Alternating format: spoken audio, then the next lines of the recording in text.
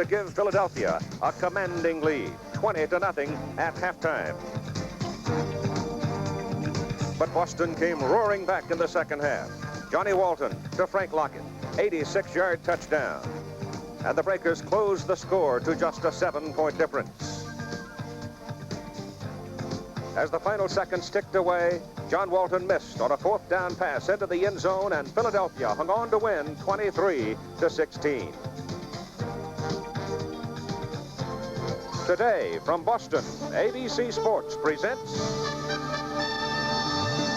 the 13th week of the United States Football League. A game that could produce the first division champion in the USFL.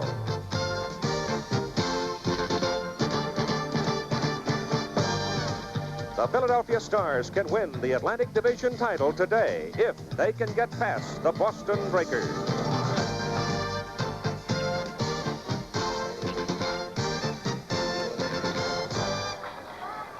Clouds are hanging over Boston.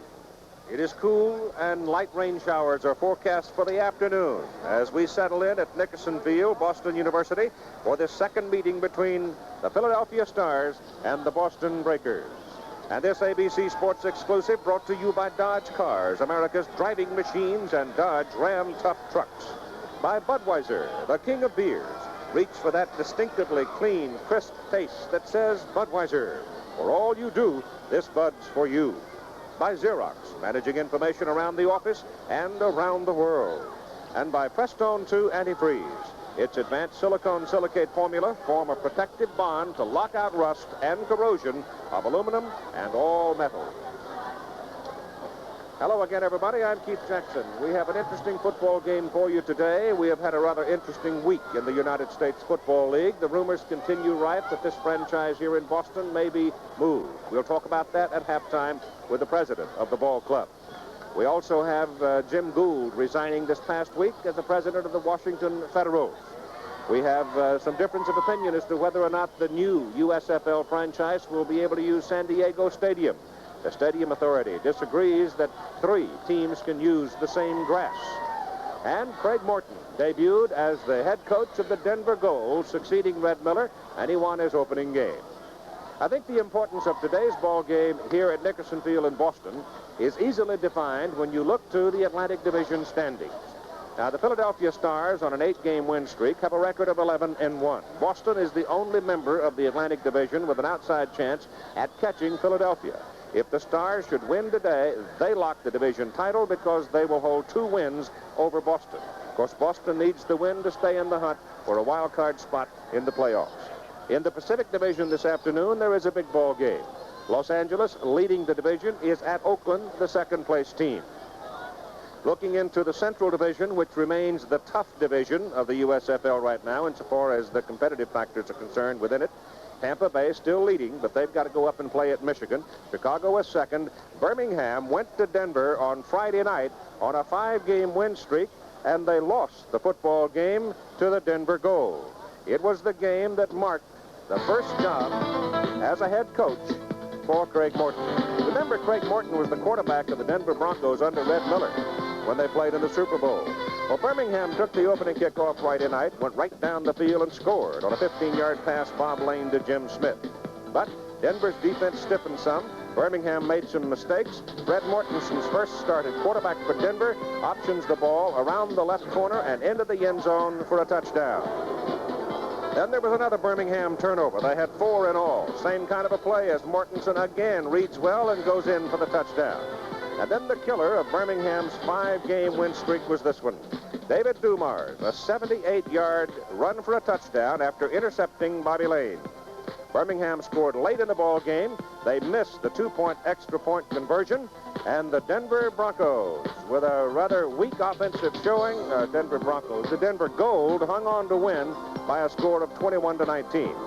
Also worth noting that 38,829 people were in the stadium to see that ball game, and though it was not a perfect ball game for Craig Morton's troops, they did come away with a win, and the old quarterback's got to be happy about it. We're going to talk to him at halftime. Lynn Swan is our analyst, expert commentator. Swan, let's talk about this ball game today, how it matches up between 2 pretty good football games. Oh, I think it's going to match up very well. Of course, when you look at the Philadelphia Stars, you have to look at their #1 strength, and that's their running game. Kelvin Bryant running behind the superb blocking of an offensive line that can possess the football, drive the length of the field, put points on the scoreboard, and eat up the clock. That's going to be the #1 target of the Boston Breakers defense, and they will rely heavily on Darrell Wilkerson, their defensive end, in his matchup against number 75, Irv Eatman, the rookie UCLA tackle. Of course, Marcus Merrick, the inside linebacker for the Breakers, will be chasing Kelvin Bryant across the field. Now, when you look at the Boston Breakers, their strong point, their strength is in their passing game. It's a #2 passing game in the USFL. It's a very shifting kind of offense, multi-formation kind of offense that's designed to set up mismatches in the secondary. They'll be trying to get their #1 receiver, Nolan Franz, mismatched against a safety in man-to-man coverage throughout the ball game. Of course, they're going against a defense that has 25 interceptions on their record, and they bend but they don't break. The weaknesses have to be in Philadelphia's passing game. They don't pass the ball consistently well, so the defense will try and force them into a passing situation. Boston, however, if they want to win this ball game, they have to go up on top very, very quickly and play a full football game, not just a great second half. And the man who has that responsibility is Johnny Walton, their quarterback. And Johnny Walton is coached by a man who has been in that situation before. He's been in the pocket when he's had great protection and when it's been a welcome mat for a charging defensive line. That man is Roman Gabriel, and our colleague Tim Brandt is with Roman right now. Tim? And Swan, you know they're going to be going up against one of the most consistent defenses in the USFL. Now, my question to you, Roman, how do you attack it? Well, I tell you, Tim, they're so doggone consistent, and they don't really give you too many different looks, that they just sit back and play real good organized defense against you, and you have to not turn the ball over. We turned it over down there, and that hurt us and probably cost us the game. But everybody you see play them, they do the same thing, so they've got a great defensive team. Now, I know you say it takes 60 to 70 snaps to win this football game. To do that, of course, you have to alleviate the turnovers and hold on to the football. Be candid now. Tell us what we can look for in the first couple of series out of your offense. We're going to go after them basically the same way we did down there. We think that with our passing game, it's just like the running game because John Walton is so good with the football that we can dump it out on the quick screen, hit our backs, possibly try to hit our tight ends a little bit earlier this time than we did last because they were taking it away from us last game. And we're going to try to run the football and try to be consistent, try not to go for the big play and give anything up. Okay, Roman, thank you very much. Back up to you, Keith. All right, Tim, thanks very much. That sets the stage for a big ball game today. The Philadelphia Stars and the Boston Breakers from Boston. Jim Mora, head coach of the Philadelphia Stars, whose ball club has not lost a game since Tampa Bay did it to them in Philadelphia. They have won 8 in a row and in the position to clinch their title today. Dick Corey, who has the Boston Breakers righted some after they had staggered in the early going. And they need a win here today to stay in the hunt for a wild card spot. The 3 division champions plus the next best winning percentage by a non-championship team are the 4 clubs that will qualify for the USFL playoffs, which happen on July 9 and 10 with a championship game scheduled July 17 in Denver, Colorado. Philadelphia will kick off, and doing the returning for Boston will be number 38, Derek Hughes, and number 20, Woodrow Wilson.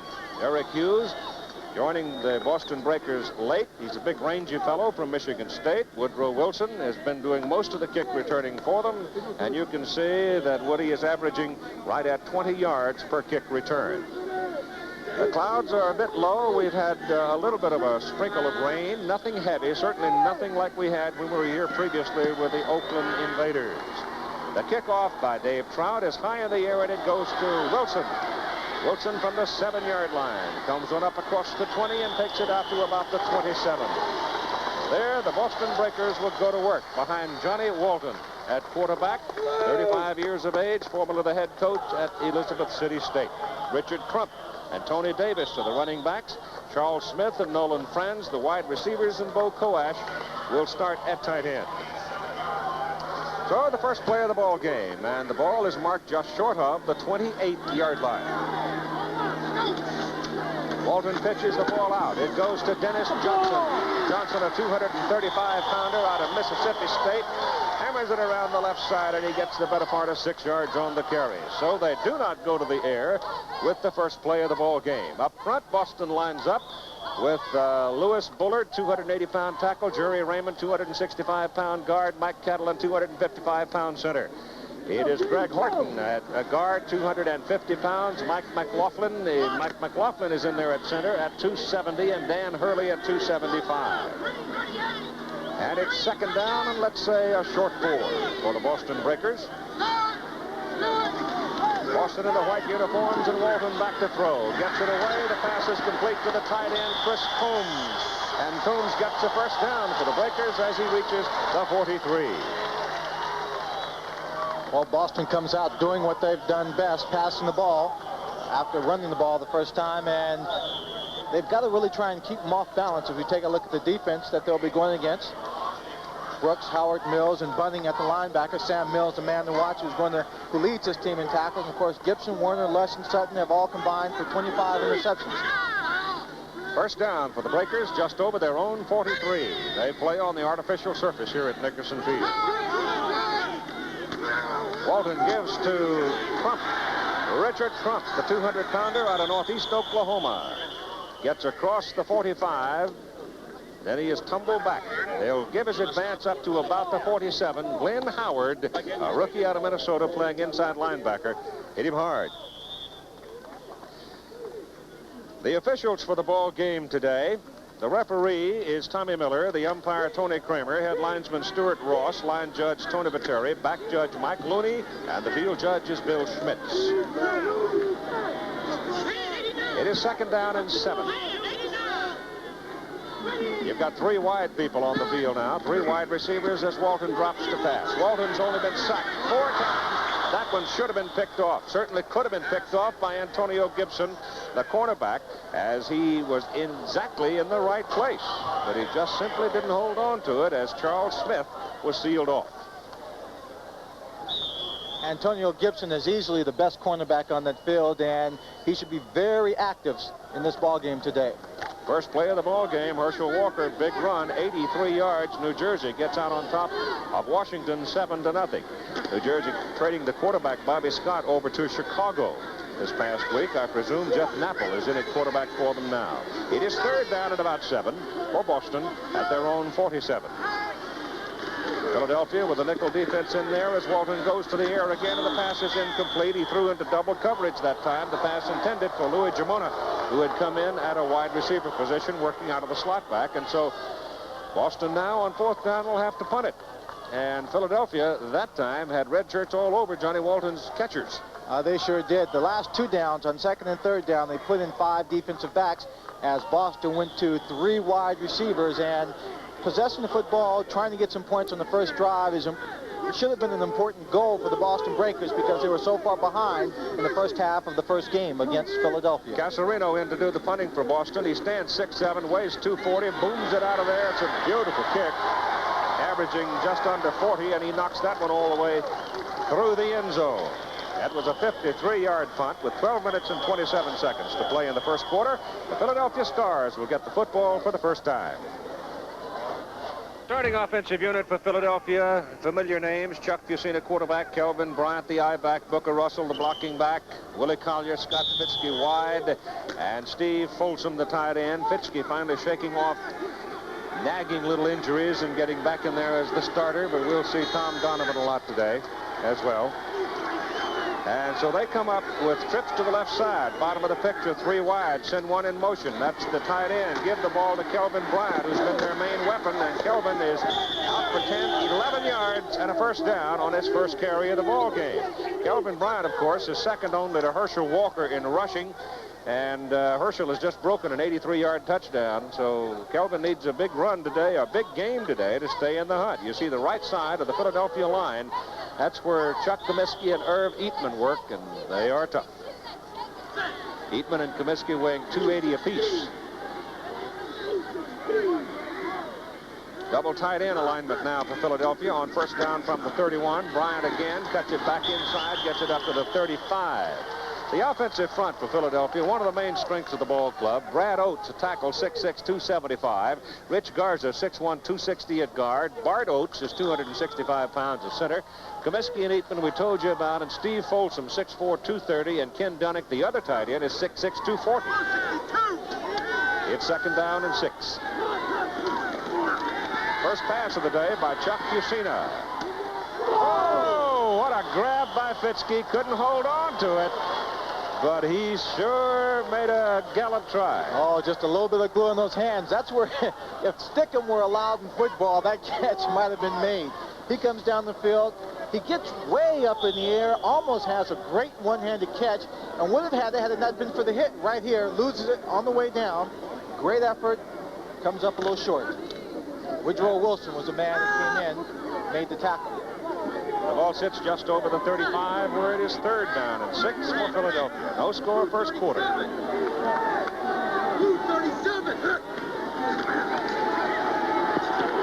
Fusina's pass is incomplete. He tried to stick that one in between 2 defenders for Fitzke, and he couldn't do it. He had Collier short, but Willie was not past the yard marker. He elected to try for Fitzke and couldn't get it in there. Joe Restic, one of those that knocked the ball away. So here's Sean Landeta in now, averaging just over 40 yards per punt. The last time we saw Philadelphia, Mr. Landeta was very effective. Played a prominent role in the ball game. Kept back in Chicago up, gave them poor field position throughout the game when they couldn't move the ball offensively. Good kick out of there, and he runs Wilson all the way back to his 14-yard line. He gets away from 1.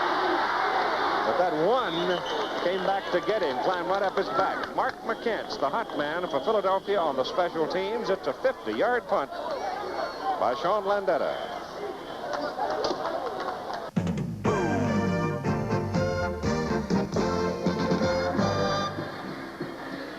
I call Mark McCants the hot man. That simply means that he is generally the first man downfield, that he just literally enjoys risking life and limb. As you saw right there, he just beat his man with speed, was able to come in, initiate a tackle, didn't make it the first time around. As a running back, hesitated, tried to put on the moves. He came back, made the tackle.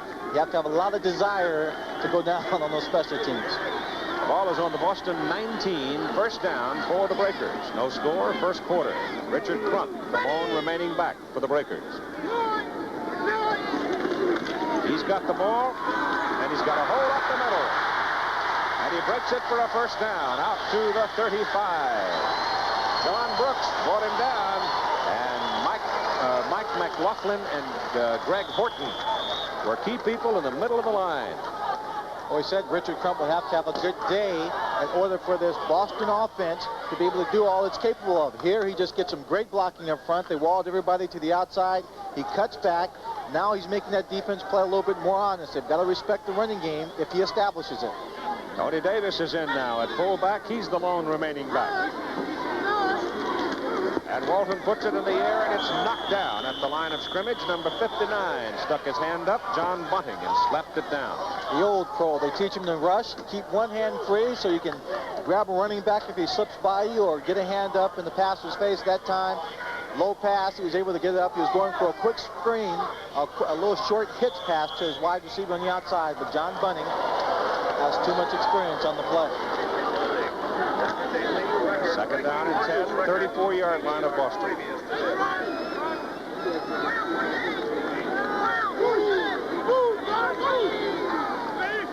Crump is back in, the lone remaining back. He got the ball. Bounces off the stop, turns in a fine run, close to a 1st down. There's no place to go off tackle, so he just bounced on outside. He picked up about 9 yards. Crump did a great job. Bunting had a shot at him. He made him miss, and the rest of it was just his sheer strength and ability to keep his balance and stay up. Right there, he gets by Bunting. Right there, no one grabs him. They just hit him. In this league, when professional football, if you want to stop a running back, it's not good enough just to run into him and expect your strength to knock him down. That time he had enough leg strength and body strength to stay up, bounce off, and pick up an extra yards. 2 fullbacks are in, Tony Davis and Dennis Johnson. Johnson, the bigger of the men. He has the ball, sticks his helmet in the stick, and he's got a 1st down. The ball may have come loose. Philadelphia claiming it. And Philadelphia's got it. Boston turns it over. Johnson had his 1st down, but when he took the lick from the inside, that looked like Bunting had come back to the inside. And John came out of there with a ball. I don't know who it was that knocked it loose. Might have been Ofar, might have been Fielder, might have been Mills. Well, that's the same kind of mistake that hurt Boston in the first game. Only their own mistakes put them behind in that first game. Kelvin Bryant now as Philadelphia tries to get something going from good field position. They start from the Boston 46. Bryant turns it down to about the 41. Talked about Philadelphia being a strong physical football team, and Kelvin Bryant, when he gets behind that offensive line, will take advantage of that. They will try and wear down that Boston defense. Dick Curry knows that, and he's trying to stop that running game and force Philadelphia into the air. But you've seen again, it's been sacked 41 times so far in the season. Second down and 5 from the 41. Bryant. They've got him right about the line of scrimmage. They stunt on the defensive left side, and they make it work. As the Breakers line up this way defensively, and the man who led that defensive surge was Jeff Gaylord, the nose tackle. Darrell Wilkerson and Larry McClain outside of him. Linebackers are Needham, Merrick, Brewington, Phillips, and your secondary, Wilson, Harbison, Restic, and Lindell Jones. M.L. Carter not out there. Apparently an injury and not able to make the start. Third down, call it 4.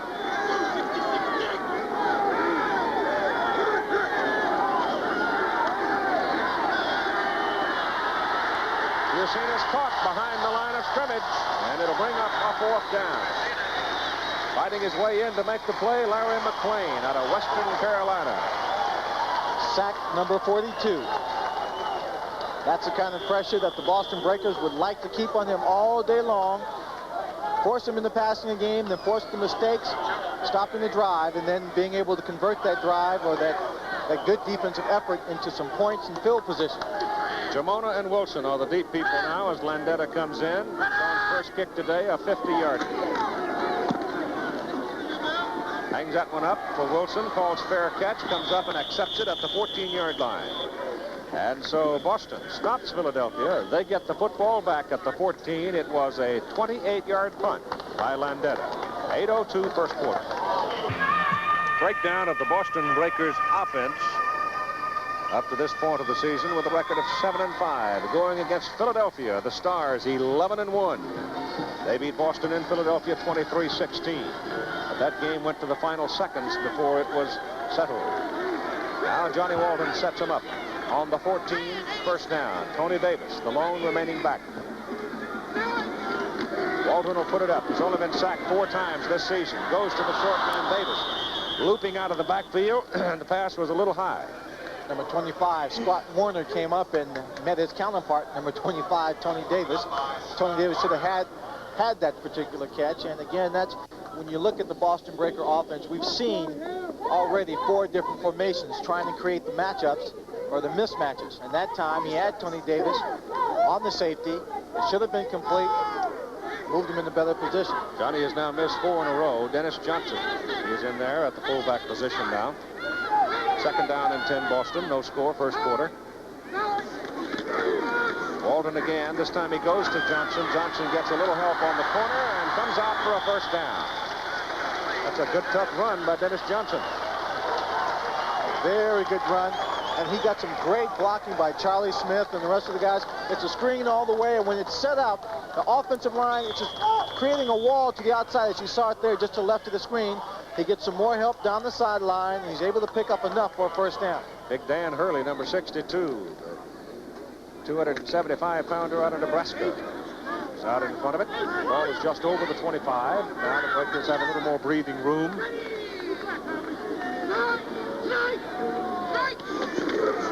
Ball goes to Davis, and Davis is up to the 30. Give him 4. Sam Mills, the tackle for Philadelphia.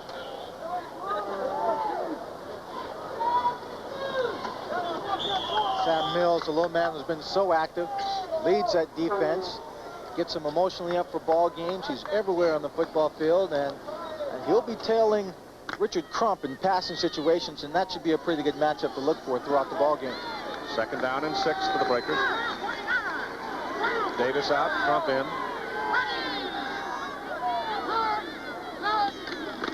Krupp's got it, fumbles the ball, and has to cover it for a loss of 2 yards.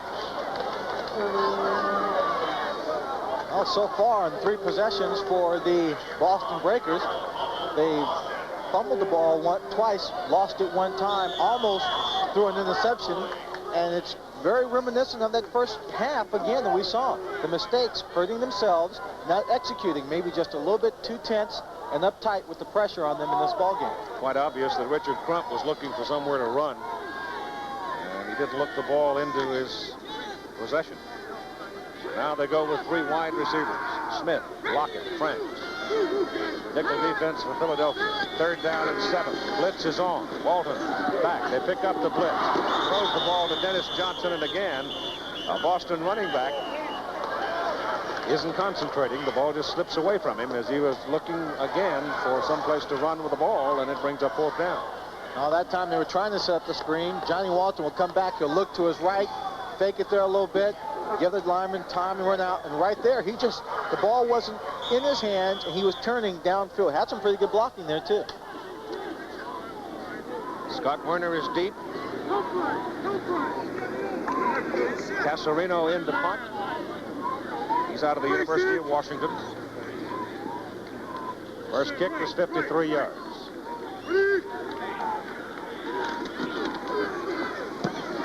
Some pressure. Werner comes up, catches the ball at the 35, goes to the 42. Always trying to catch that football if you can. Playing on this artificial surface, it'll roll forever if you don't. It was a 37-yard punt. Philadelphia has it in good field position. We've got 5:38 to play in the first quarter. Johnny Walton standing there talking to Dick Corey, general manager and coach of the Boston Breakers. On the other side, Jim Morrow sends his offense now out on the field in a scoreless ball game. 3 wide people with Kelvin Bryant, the I-backer. Yusina back to throw. Goes over the middle, short to Bryant. And Bryant is wrestled down after he picks up about 7. Yusina was looking deep, but the deep people were well covered. Bryant had just drifted through the line and was available. Just underneath the drop of the linebackers. Both teams now so far on offense have gone away from their strength. Both teams trying to establish a little bit more power in their weakest element in their offensive game to keep the other team's defense off balance, but neither one having a great deal of success. Alan Harvin is in at the I-back now to get a warm-up, carrying the ball into the middle, takes a wallop. Got something out of it after being hit very hard right about the line of scrimmage. And the guy who really hit him was Mike Brewington, 6'4", 225, out of East Carolina. Brewington has come on to play very well over the last 5 ball games for Boston.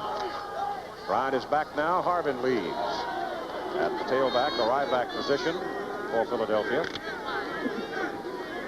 The Stars are running about a 31% clip on 3rd down conversions for the season.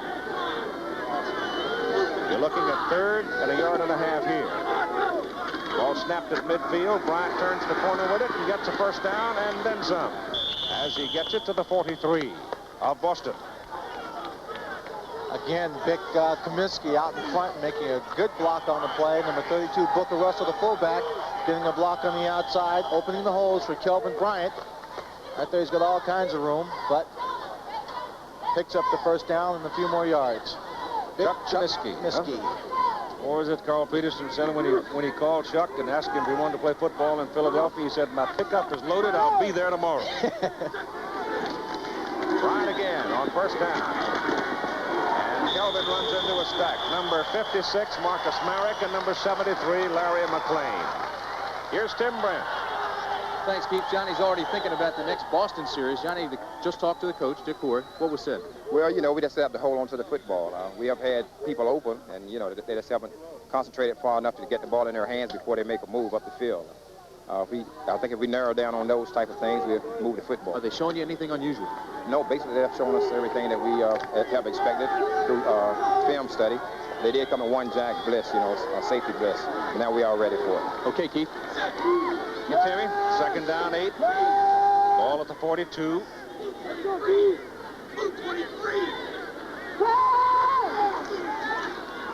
Slip it off inside to Booker Russell. And Booker, who fundamentally spends his day knocking people around, carries the ball and moves it to the 38 for about 4 yards.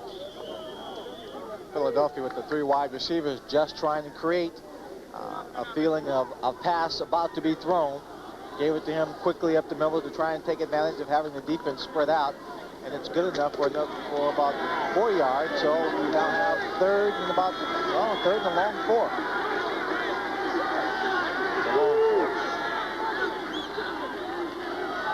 Meaning it's about 4.5.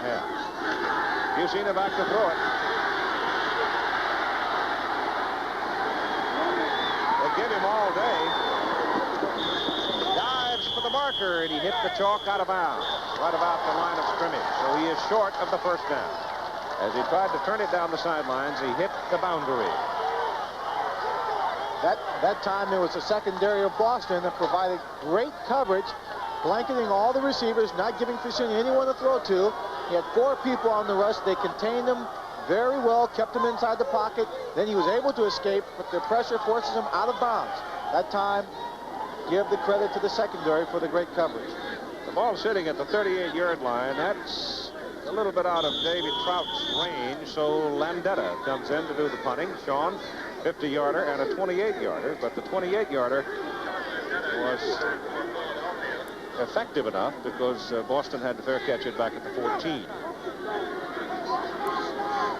Those short punts don't do a lot for your average, but when it's inside the 20, they do wonders for field position and winning ball games. And Boston again showing the capacity to turn it over. They fumbled it twice. They're going to get nailed 5 yards for taking too much time. Well, that time, because they had less than 5 yards to go for a first down, they tried to draw the Boston defense off sides, but it didn't work, and they take the penalty. Number 7, 4th down. In case you all wonder where Tom is from, I found out he's from Johnson City, Tennessee. Johnson City, Tennessee. Well, that's far my neck where of the you were woods. born, yeah. Just outside of Knoxville, a little town called Alcoa. Jamona and Wilson are deep. For Landetta now, as he stands back near his 43, he'll hit it up around the 46.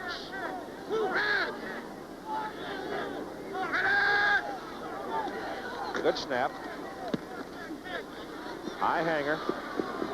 It kicks back to the sidelines and tumbles out of bounds. And once again, Landetta has it out of bounds inside the 20, or has killed the ball inside the 20. Boston will have it first down at their own 17. You've got 1 minute and 56 seconds to play in the first quarter of a scoreless game. Johnny Walton, close look at him as he sets him up, calling the signals now, trying to get something going for the Boston Breakers. Your comment, Lynn Swan, was Philadelphia's flat, Boston's tight. Very flat. Boston is tight. I think that's why they're turning the ball over and not concentrating. And Philadelphia's just playing flat. Probably thinking too much about the win and sewing up their division and the champagne. Walton gives the ball to Richard Crump. Crump losing his footing as he gets to the line of scrimmage. He may have a yard out of that carry. With 1 minute and 45 seconds remaining in the first quarter, we understand George Matthews down. He is the owner, principal owner of the Boston Breakers. Feeling poorly. Some kind of flu, I guess. George, we hope you're up out of that bed and come on. Ball club playing well. Double wide to the bottom of the picture.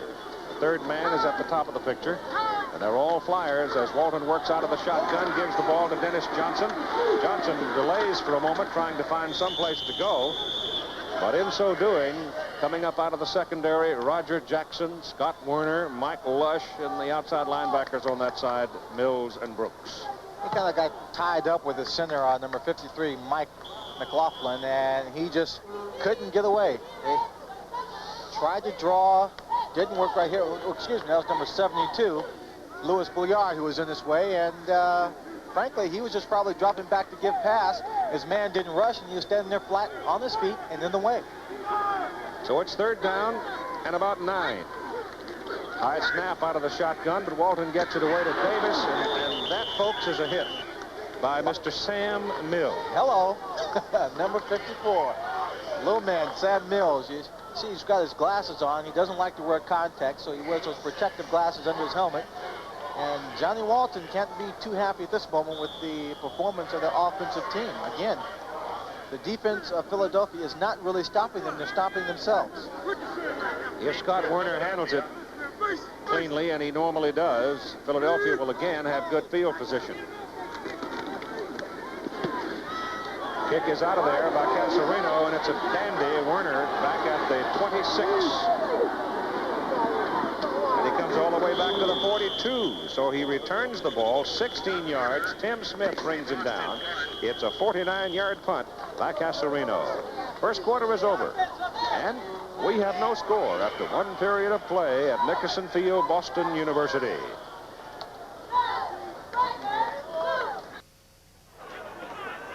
Well, you can see statistically not much going on for either side. Neither team being very productive, with Boston having control of the ball for 8 minutes and 27 seconds. A good 2 minutes more in this ball game, but again, their own mistakes have stopped them from getting out of bad field position and putting points on the scoreboard. First down, Philadelphia, call it their own 42. Get on him. Ball goes to Kelvin Bryant, and Bryant shakes away from a stack in the middle. Now they knock him down. His initial surge was to the line of scrimmage. Boston trying to claim the football as they wrestled it away from Bryant, but they won't give it to him. Charles Harbison, number 42, was a raging tiger in there. Well, the defense was fired up this time, and Kelvin Bryant, usually his second effort will net him some yardage. This time his second effort only netted him about 3 more hits, and he should try and avoid as many of those as possible. Second down and 10. Fusina will put it up. Goes the short way for Harvin. It is a forward pass, and it is incomplete. Number 73, Larry McLean, was all over the back that time. Good coverage by the defense, and he read the screen perfectly. Followed the back out of the backfield like a little shadow. Fusina could only do one thing, that was throw it over his head, or else it would have been intercepted by the big man. Of course, it might have taken him about 3 minutes to run 40 yards for a touchdown. Nickel defense comes in on third down and 10 for Philadelphia.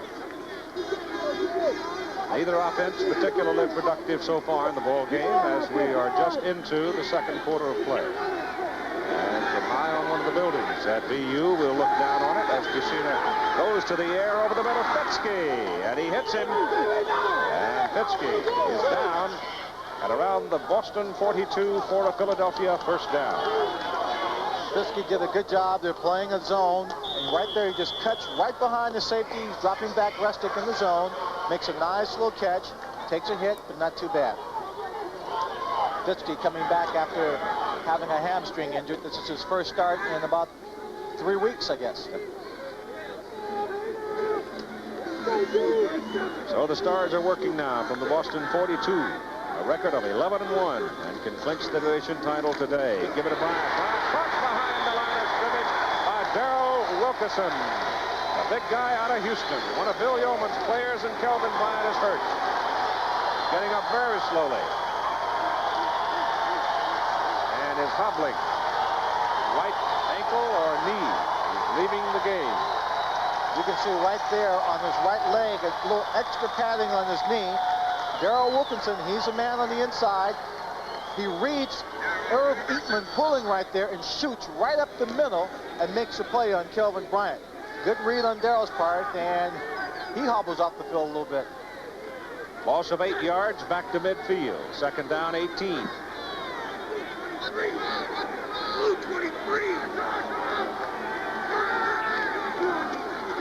Fusina missed the handoff, has to eat it.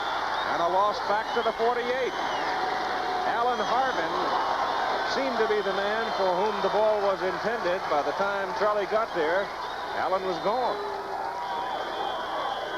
Well, he looked like he was trying to get to the outside to hand the ball off. Of course, at back, Alan Harvin wasn't even looking for the ball. He came out to block. May not have understood to realize he was going to get it.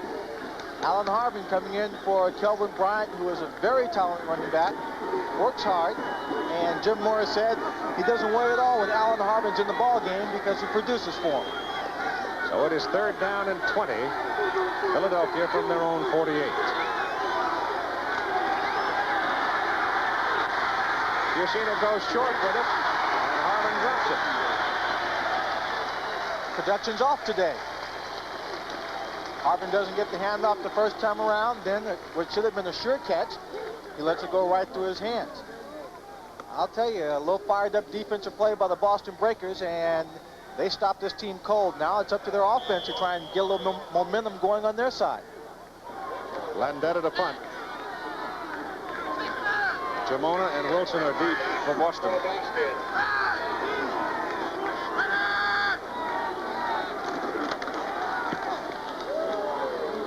Tight spin on the ball as it hits at the goal line and goes through the end zone. And so the Boston Breakers, after a 51-yard punt by Landetta, will own the football, first down at their own 20.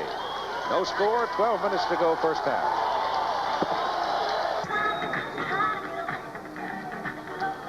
Kelvin Bryant has a slight sprain of the right ankle. He was wrestled down by Darrell Wilkerson, twisting it apparently, and they're retaping it. He's carried 8 times for 23 yards. He was 50 yards behind Herschel Walker in the rushing derby in the league before kickoff today. We know that Herschel has already broken one for 83. High back, Richard Crump. Fullback, Tony Davis. Man in motion, Chris Combs. Johnny Walton going to throw it. Zips it in there. Good to France. Up at the 35. Goes ahead to the 37. First down. And for the first time today, Walton really zinged the ball. He sure did, and he zinged it to his #1 receiver, Nolan Franz, out of Tulane. He's a man that comes up with the clutch catches for him when he needs them.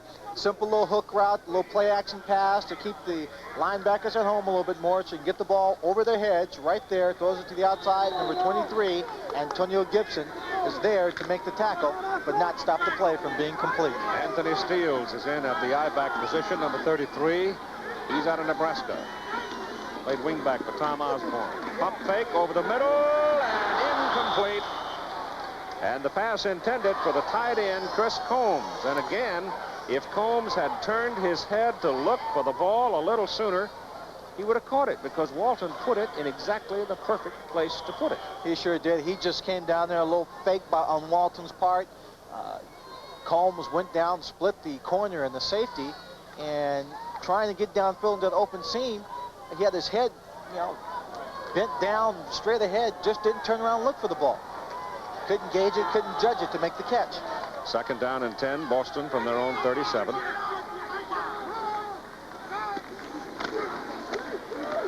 Swing it out. Dennis Johnson. Nothing there for Johnson.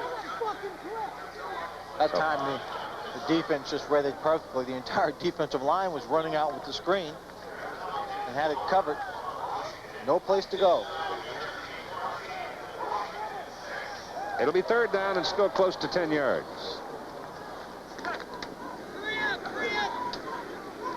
Now they've got all the quick people in there. Smith, Lockett, Franz, Jamona, taking out the tight end. Out of the shotgun.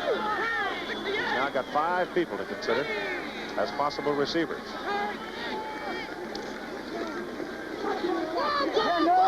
Goes for Franz and overthrows him. Covering on the play, Roger Jackson of Penn State. And Franz really had no chance. He had no chance at all. Franz wanted to get to the outside of Roger Jackson, the cornerback, but Jackson did a good job forcing him inside, and he had help from the safety coming over in that deep zone. Dario Casarino. 4th punt, 53-37-49 on his first 3. Got some heat on him that time. He gets it out of there. And Werner has no chance at a return as the ball bounces up and kicks dead right around the 30. It was a 33-yard punt with the pressure. And 10:13 to go in the first half.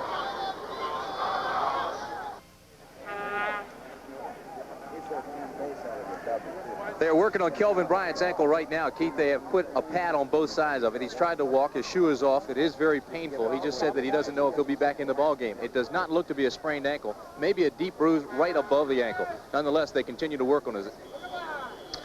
All right, Tim. Well, sitting on with an 11-1 record. 5 games to play after this. We may not see it. First down for Philadelphia. The ball is at their own 29. And the ball off to Booker Russell. Fumbles the football, and Philadelphia covers it out at the 46. Brad Oates, the big tackle from BYU, jumped on it. And he picked up about 3 yards on the fumble recovery. Good run this time by Booker Russell. Just takes the ball up the middle and using his powers, getting some good blocking there. And right there, the ball stripped from him. A perfect opportunity for Boston to jump on it and get field position, which they haven't had all day, but the opportunistic offensive line of Philadelphia is there to recover it. And first down at the 46.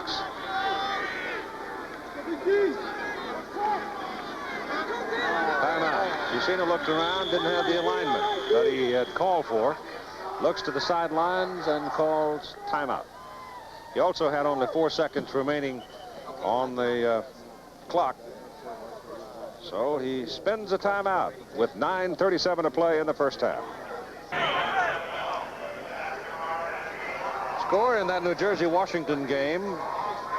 Jeff Napple, succeeding Bobby Scott at quarterback, has hit Mike Freedy from 27 yards. Dave Betts has kicked a field goal. So the Generals making some personnel changes.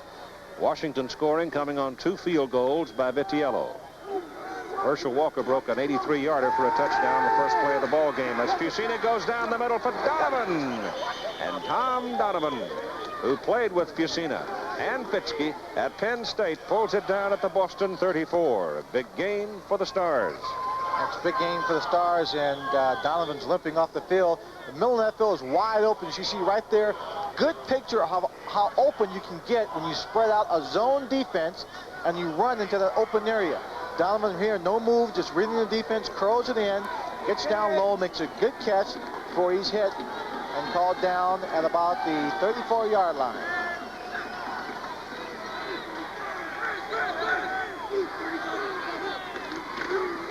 Inside they go. Booker Russell carries. And the confidence builder is good for about 6-7 yards. I said that the Philadelphia team was playing flat. In my opinion, when a team plays flat and you want to get them up, instead of going to the guys like Kelvin Bryant and Fitzke, the guys always come through for you if they're not playing well, hand the ball off to Booker Russell. He's a guy who's been there, and his primary job is to block all the time, so he has a little bit more aggressiveness, a little bit more eager to carry the ball. Might be able to get the rest of the team up and back into this ball game. Second down and 3. Fusina looking. Nobody. Out of bounds. Penalty flag. They hit him out of bounds.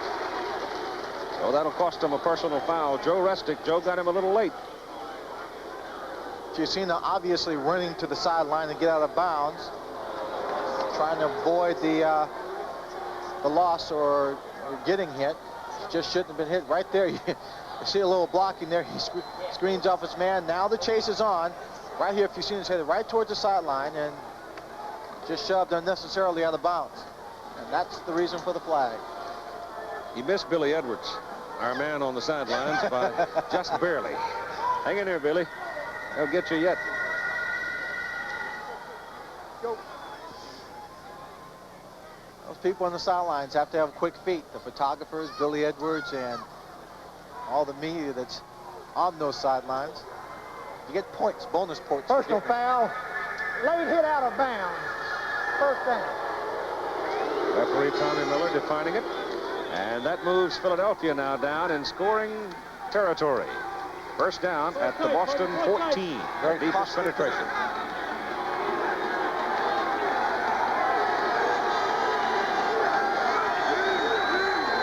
Looks like he's checking off. Changing the play. He's looking for Fitzke.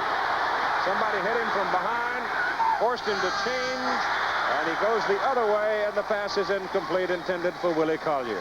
If he had not been bumped, I think he would have been able to hit Fitzke for the touchdown, but Woodrow Wilson, a cornerback, came in and grabbed him from the back. Came in, grabbed him from the... He hit the ball, knocked it away from the intended receiver, and number 59 was Ben Needham, who came in, and linebacker on the pursuit was able to grab Fusina just a little bit there. As you watch, Fitzke's going to be open here. Fitzke's getting inside the corner and going the outside. Now he's covered there. Now with all the scrambling, everybody flows to the opposite side, so he's alone. Fusina didn't have enough time to look that way. Second down 10. It's Harmon. Cuts it back inside the 10, gets to the 8-yard line. He got 6 yards on that carry. With the work of the Philadelphia offensive front, a running back, an I-back, with that much room, the 7 yards to work and read, they can do a lot of things. Now, he ran a good 7 yards to his left before he decided to come back the other way, but that line is so good, they can have that time. It's a luxury. And one man can be making a great block. The other guy's just walling off some people, and that back has time to read it and see where the hole is going to open up and take advantage of it. Probably a person who did that better than anybody I've ever seen was O.J. Simpson in Buffalo. Wasn't too bad at USC either. Timeout called by Philadelphia with 7 minutes and 21 seconds. A little bit of a mix-up, or a misunderstanding at least, as Chuck Fusina wants to go to the sidelines and talk with the coaching staff to make sure they've got the right sequence of plays. Philadelphia now with 1 timeout remaining here in the first half at 7:21 to go. Coming up next Saturday on ABC Sports, the WBC World Heavyweight Championship fight between Larry Holmes and Tim Witherspoon. Fight took place in Las Vegas. And I'll tell you, the champion had all he could handle in young Timmy Witherspoon.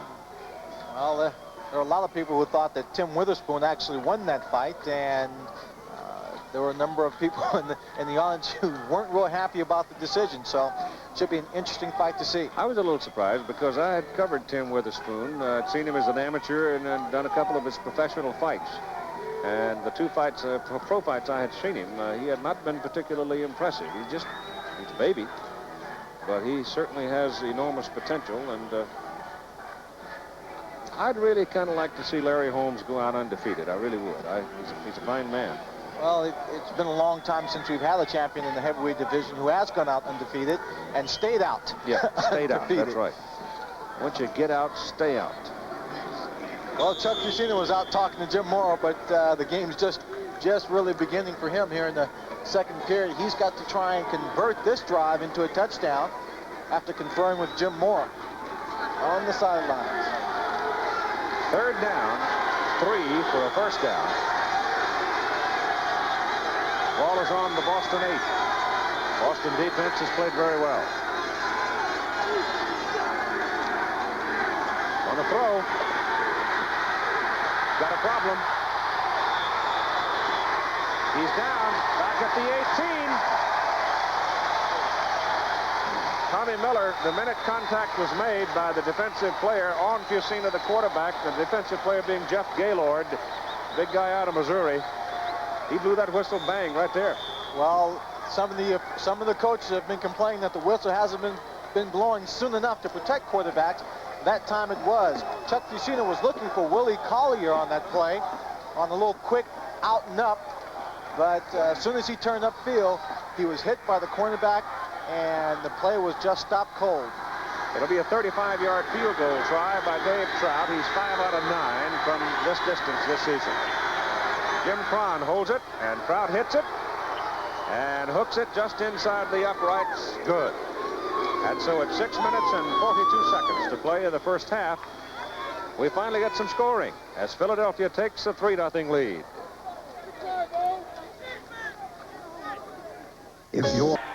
Dave Trout will tee it up and kick off from the 35 after kicking a 35-yard field goal to give Philadelphia a 3-0 lead. Keith Jackson, Lynn Swan, Tim Brandt, you're watching on ABC. This the 13th week of the United States Football League.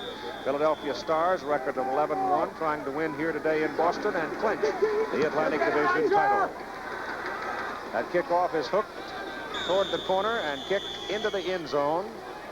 And it'll be Boston's ball, first down, out at the 20. And again, Dave Trout knocks it beyond the reach of the returners and forces the receiving team to start at the 20. Dave Trout, college, Pittsburgh. Call it the South American connection. He grew up in Bolivia. His parents were missionaries, and that's where he actually began kicking, down in South America. And of course, Tim Mazzetti is from Brazil, who is the kicker for the Boston Breakers. I understand his dad's quite ill. He was down in Brazil last week. First down for the Breakers. And that's Dennis Johnson trying to get around the corner. And he gets a good hit from number 27, Mike Lush. Free safety. Dennis Johnson got some good blocking to the outside, but Mike Lush did an excellent job coming up from the safety position to close the play down, so he picks up only 4 yards on the play. You see right here, they wall off the defensive line, they cut him down. Right there, Mike Lush comes up and supports very well and gets a little help there from John Sutton. Followed a 3-yard pickup as Anthony Steele comes in now.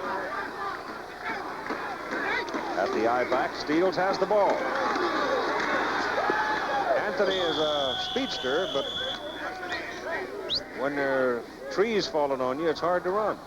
Sure, Sam Mills made the tackle, but the man responsible for turning that play back around was number 94, Dave Ofar, who got inside and just forced it inside physically by defeating his man, by defeating the offensive lineman. Big number 66 you're seeing on your picture is Brad Anai, who has been activated. He's a 250-pounder out of BYU, one of LaVell Edwards' players. Boston 0 for 5 today and converting third down plays. They're looking at 4 yards here. Out of the shotgun. Pops the ball upfield to Johnson, threw it behind him. So Dennis Johnson not able to come up with it again, and once more, the Boston offense is unproductive. Well, that time, Antonio Gibson, number 23, came in on the blitz, and like Johnny Walton said, they didn't expect the blitz early. They picked it up. He laid the ball out to number 39, Dennis Johnson, and Dennis Johnson again not coming up with the catch. Casarino into punt, averaging just under 43 yards on 4 kicks. And Scott Werner, the deep man. He's awful deep at 45 yards from the line of scrimmage. Sure is. Won't be able to catch that one, and it takes a sidewise bounce and now rolls on downfield a little bit. So it's going to roll dead back around the 33. 41-yard punt with 4:55 to go first half. Well, the rule of thumb for a punt returner is to line up about 40 yards from the line of scrimmage, unless he knows exactly how this punter is going to do, how he's going to kick. And that time he was just too far back to make the fair catch, get up and make the play. As you see Kelvin Bryant, number 44, now coming back into the starting lineup. They've restrapped the ankle, a bruise above the ankle. It's not a sprain. Wrap some protection around it. And they go to work from the 33. Espicina throws, and it is slapped down. Ben Needham could have had that one. He stuck up one hand, and the ball slithered away from him. Folsom was back there, but Ben Needham has 3 interceptions, and one of those, if you remember, one moment for Ben Needham was in the opening game, I guess it was, at Denver, when he came up with a block kick and took off and scored a touchdown. That time he ran a fine play, just knocking the ball down, and they don't teach linebackers to reach out there with 2 hands and make the tough catch. Bryant carries, breaks it out of there, and Kelvin reaches the 40 for 7 yards. Keith, I don't know how Kelvin Bryant got out. Looked like he was surrounded and just slithered in between 2 would-be tacklers from Boston downfield and make a good run of it. From here, he just looked trapped. Let's see if we can see just how Kelvin Bryant gets away from these tacklers. He takes the ball right there. Oh, good blocking right there. The people were lying down. You couldn't see it from the angle we had here until he got downfield, and no help there. Nothing but white jerseys. 3rd and 3 from the 40.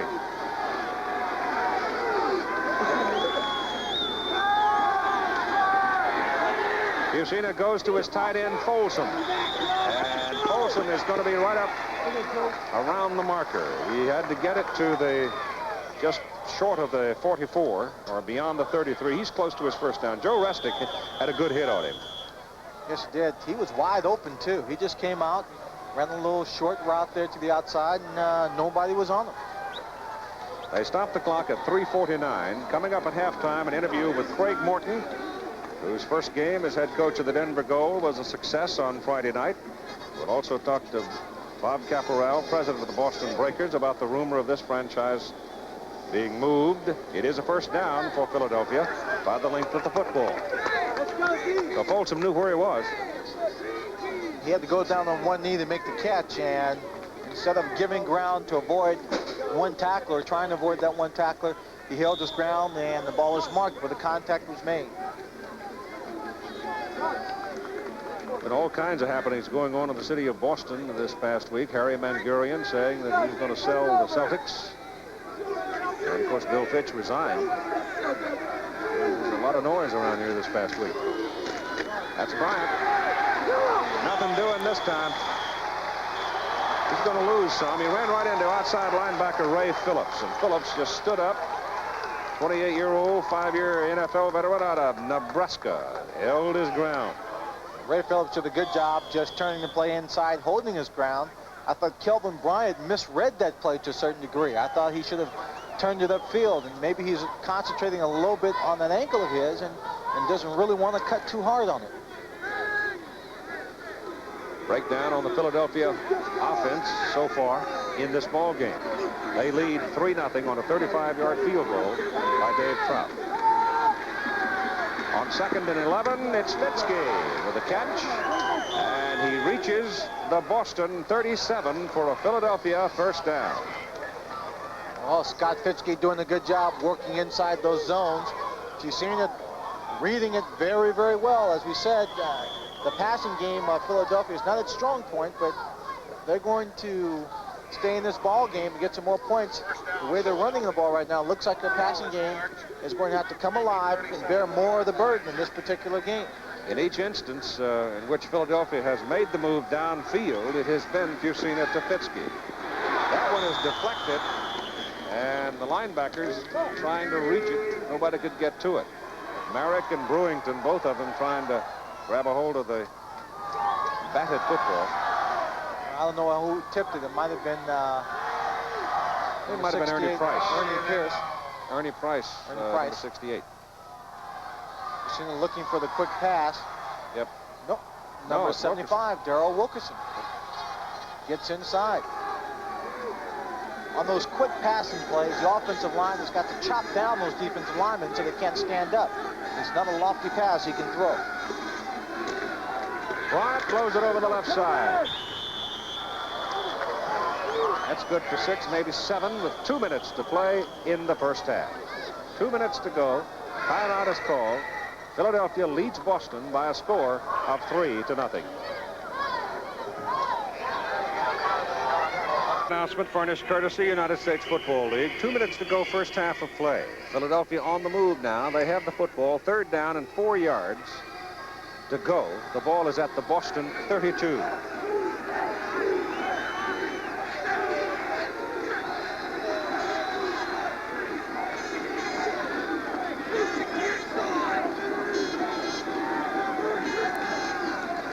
Lucena will put it up. Over the middle, Bryant. Bryant is caught. And he's close to that yard marker. Just depends on the mark as Marcus Merrick, the rookie out of Ohio State, jumped on him. Keith, what Philadelphia is doing in their huddle on these 3rd down situations, as we take a look at a quote, cruising down the Charles River on Memorial Day weekend and enjoying the not so rainy afternoon. They have 12 people in that huddle. And what they're doing is at the last minute, they're sending out either Folsom, the tight end, or they'll send out one of the wide receivers so that the Boston defense doesn't know whether it's 3 wide receivers or 2 wide receivers in the game. 4th and a yard. Fitzke in motion. Bryant with the ball. First down to the 25. Kelvin's taking a little bit of punishment out there. He gets up and bounces spryly back to the huddle. not phased at all by the tackle made by number 52, Ray Phillips, and number 23, Lindell Jones. Steve Folsom, Irv Eatman, and Booker Russell were the three blockers out in front of Bryant, enabling him to get it around the corner. And Gaylord makes contact, but it appears, let's see. Jeff's, of course, going to argue that Philadelphia man moved. It's going to go against Boston 5 yards. Encouragement, number 71. Well, Philadelphia is coming out of the huddle very quickly, trying to get the Boston defense before it has a chance to sack.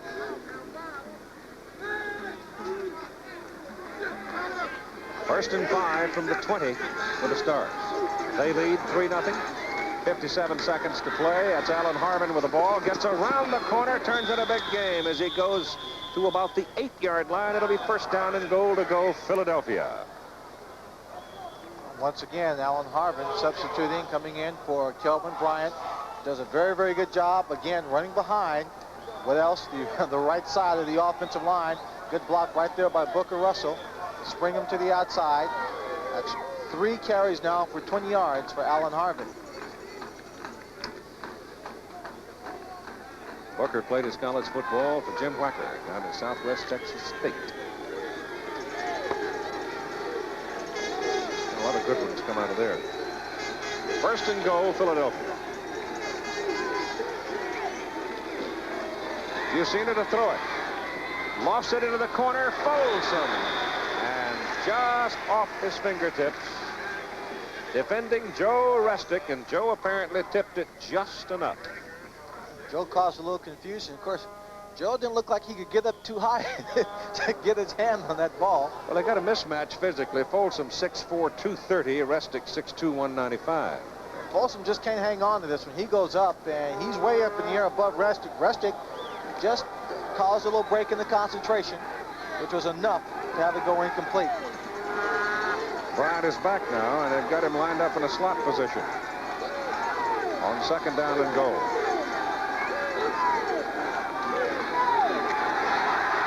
And the penalty flag goes down as the pass is caught in the end zone by Collier. And Kelvin Bryant put a lick on the blitzing man. He really picked him off. Yeah, I don't know if he put a lick on him or it was just a collision. It's going to be against Boston, apparently. Let's wait and see a moment. Defensive pass interference. Touchdown. Touchdown. All right. 9-0. Philadelphia. The pass play, 8 yards. Fusina to Collier. Willie Collier just breaking quickly across the middle, reading this defense and giving Fusina someone to throw to. There you see Kelvin right there. You're right, Kelvin. Makes a good stick on the blitz there. Gives Fusina just enough time. Excellent catch by Willie Collier. Stretching his body out, hanging onto it. And he breaks the plane of the end zone. South 25 out of 27 on extra points. Jim Cron out of Arizona holding. Nails it. With 40 seconds to go in the first half of play, Philadelphia Stars, and it's fundamentally the big play in each of the possessions that's resulted in Philadelphia's score has been Fusina to Fitzke. Correct. The passing game, which they don't use very often. Of course, last week they opened the game up with a long pass to Willie Collier, trying to getting the Arizona team off balance. They did a good job there. Got to rely a little bit more on that passing game to take some pressure off Kelvin Bryant in the running game so that they just can't gang up on him. Jim Moore is an outstanding coach, and he knows the value of having a passing game to augment a running game. And I think he's trying to take this time to set that in motion for his offense. 40 seconds remaining as they come out to kick it away. Other games being played today. Los Angeles is at Oakland in that Pacific Division, and that's a big ball game because Los Angeles at 6-6, the leader, with Oakland only a game back at 5-7. They may have to go way down into the tiebreakers unless somebody can break out of that pack. The team, I think, with the toughest road from here on, though, might very well be Tampa Bay, because they've got 6 games to play, and 4 of them on the road, and they play in succession: Michigan, Birmingham, Chicago, Boston, Denver, Birmingham. Not easy. High hanging kick. Out of the end zone comes Woodrow Wilson, a yard deep. And they slap him down up around the 17. So the clock shows 35 seconds to go in the first half.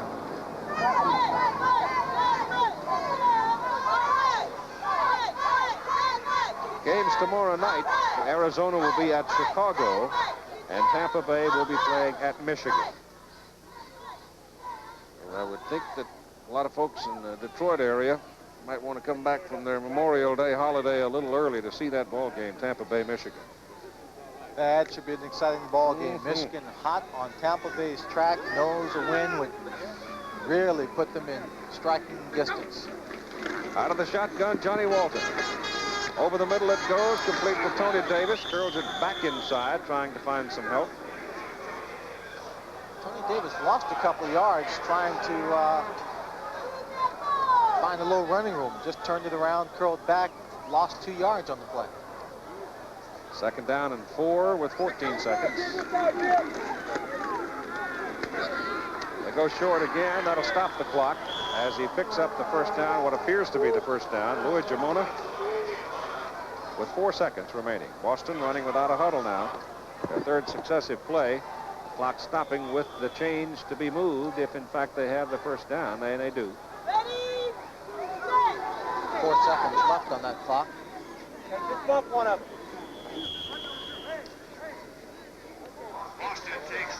We've got a busy halftime for you. As we told you, we're going to be talking with Craig Morton, the new coach of the Denver Gold, who's 1-0. And we're going to talk with Bob Caporal, the president of the Boston Breakers. I have a comment from Tim Brandt relative to what's been going on in Washington over the past few days with the Federals. Halftime score in that New Jersey-Washington game, the Generals 17, Washington now with 3 field goals from Vitiello for 9 points. So it's a 17-9 ball game there. Here it is 10-0 Philadelphia, and Boston with time for one more snap. And I guess if you've got a gimmick in the playbook, this is where you ought to try it. It may be wasted because they'll be looking for everything except for your normal play. 3 center fielders here. Again, Boston off to a very slow start. Their own mistakes put themselves in the hole.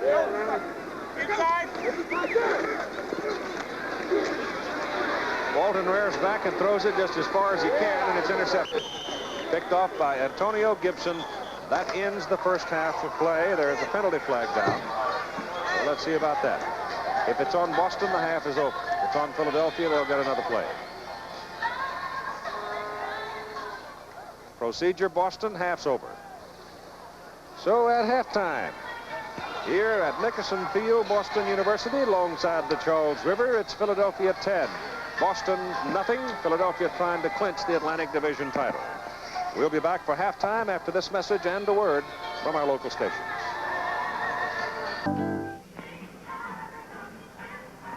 We're at halftime here in Boston with a score: Philadelphia 10, Boston nothing. It's a ball game in which the Boston offense has been relatively unproductive. Philadelphia finally got it going and scored all their points in the second quarter.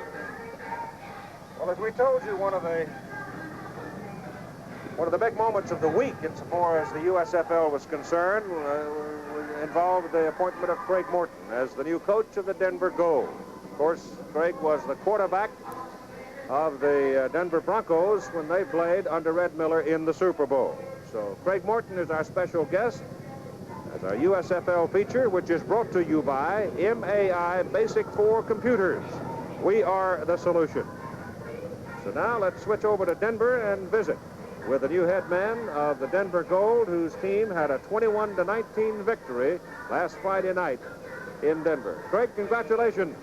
Thanks, Keith. Can you hear me? Yeah, I hear you fine. Okay. I got sorry about this new disease I have. It's called coach's voice.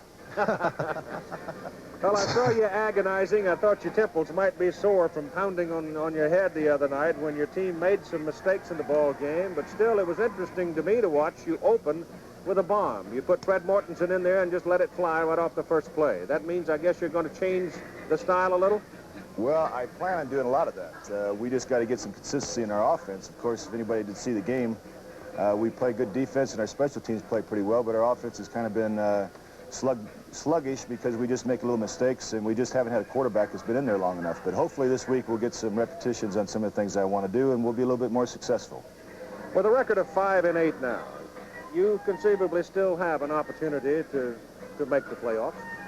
Well, I think we do. Key game today for us is the Oakland-LA game, and there's still 5 games left. Anything can happen in our division. It's not a winning division, but there's a lot of good competition in there, and hopefully at the end of the season we'll be right in a good position for a playoff thing. And that's what everybody's pointing to. We don't.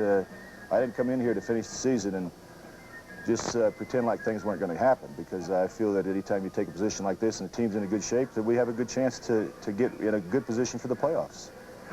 I'm a little curious as to what your emotion might have been. I know that you and Red Miller are pretty close friends, and what your feeling might have been when the job was offered to you, succeeding Red. Well, it was a hectic week, and of course I was concerned about what Red was going to think, because I am pretty close to Red. But I tried to call Red and tell him that I wanted the job, but he wasn't in. But he did call me back, and he wished me well. And you know, if there's any problems between Red and I, we certainly, you know, they're not between us. It's just in the papers or whatever they might be. But he and I have got a good relationship. He wished me well, and you know, I plan to do well here. Craig, there was a lot of speculation that your appointment as head coach had a great deal to do with public relations and not so much with your ability as a head coach, considering you don't have any previous experience. How do you react to that? Well, it's probably the same way that you probably reacted when they appointed you announcer for the USFL. So I don't put any credence in that stuff. If they did it for that reason, well, it just gives me a chance to prove that I can coach. So I don't, whatever reason I'm here, I'm happy to be here, and it's a great challenge for me, and I plan to be successful. Well, we wish you well, big guy. I watched you and enjoyed you going all the way back to your first year at the University of California. You've always been a great player. Yes. Thank you very much, Craig Morton. Thanks, Keith. Thanks, Lynn. Craig Morton, the new head man of the Denver Gold, came out of the blocks with a 21-19 win last Friday night over Birmingham and is looking to a brighter future.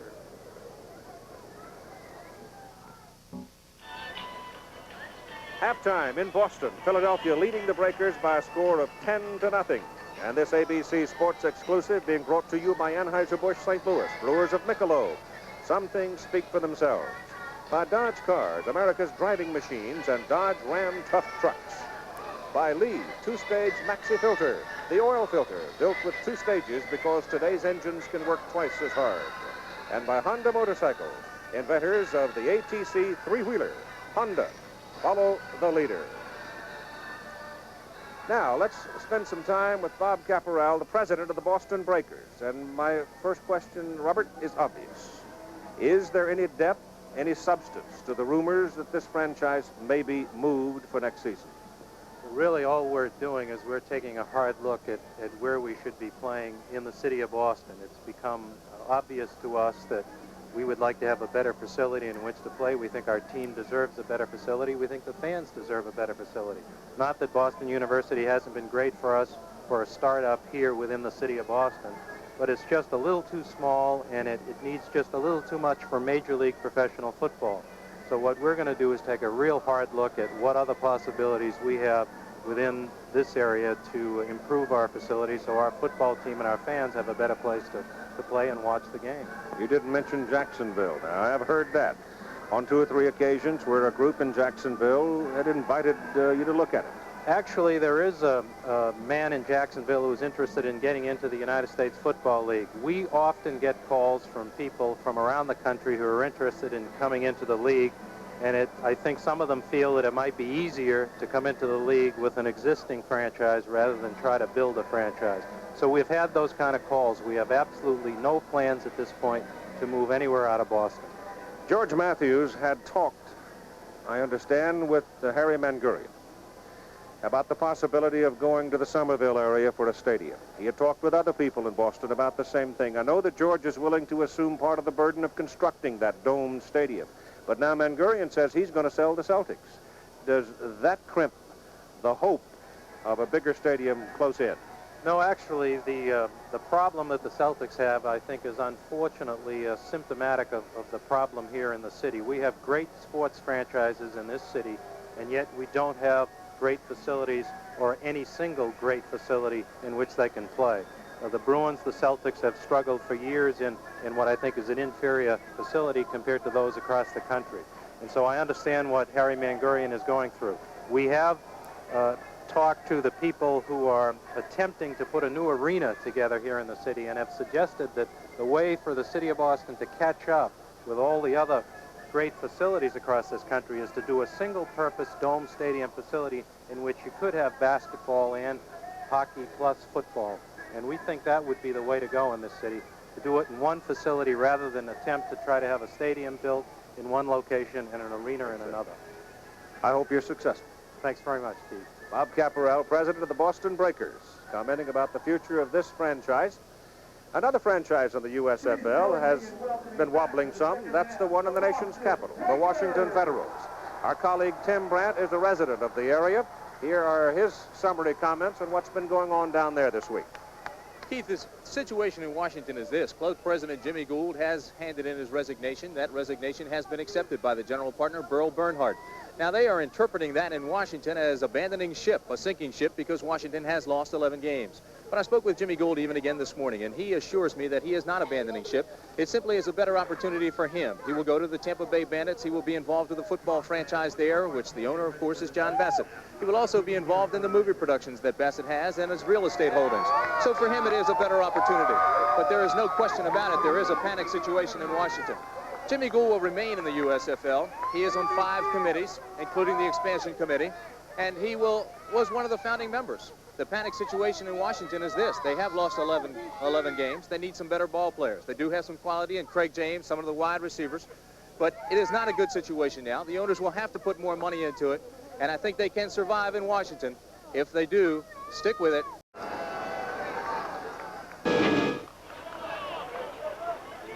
The halftime statistics in our ball game, with Philadelphia leading by a score of 10-0. Again, both these teams and their statistics are way off. Boston with the 2 turnovers and only 12 minutes in the ball game possession time compared to 17:58 to Philadelphia. Again, it's been a lack of offense by the Boston Breakers that has put them in the hole and down by 10 points after the half. As we take a look at the only real highlight in the first half, a pass from Chuck Fusina to Willie Collier. Great pass as he makes a diving catch into the end zone. The Penn State Pitt connection there, if you will. Willie Collier doing a great job just getting away from coverage in a blitz. Kelvin Bryant, number 44 at the left of your screen, coming in to pick up the blitz. That gives Chuck Fusina the time to find Willie Collier right there as he extends himself to make the catch for the score that puts them up by 10 points. Prior to that time, Philadelphia's offense had been pretty much the tango 1-2-3 kick. And they didn't get anything going of consequence until well into the second quarter when Fusina and Fitzke hooked up, and then he nailed Collier for the touchdown. Boston, on the other hand, has not had very good field position. The best field position for a start of a possession the Breakers have had so far in this first half, the 27-yard line.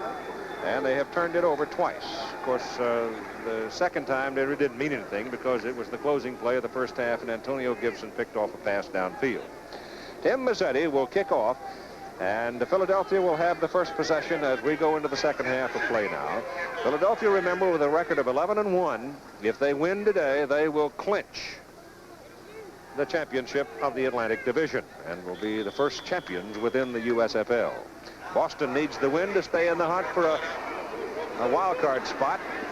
And Mazzetti almost missed that punt. He just popped it straight up in the air as Booker Russell, the big fullback, comes upfield to accept it, well upfield, and returns it up to about the 30. Looked like Timmy hit the tee. Tee came flying up in the air. You could tell by the arc of the ball, the way it went way up in the air and it didn't travel very far. He got too far underneath it, and indeed did kick the tee. As first time Tim Mazzetti has been on the field as his team, the Boston Breakers, haven't been close enough to use his services in the first half of the ball game. So the ball is out near the 31 for Philadelphia as they come to the attack.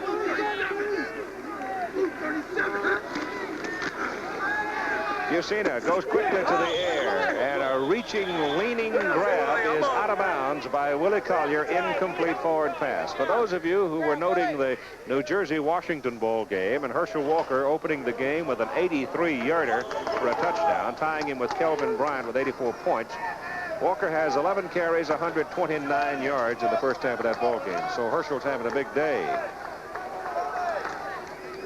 You can see, too, that Philadelphia has been a dominant football game in the second half this year, though in the game against Boston at Philadelphia back in April 24, they had to hang on for dear life to win it.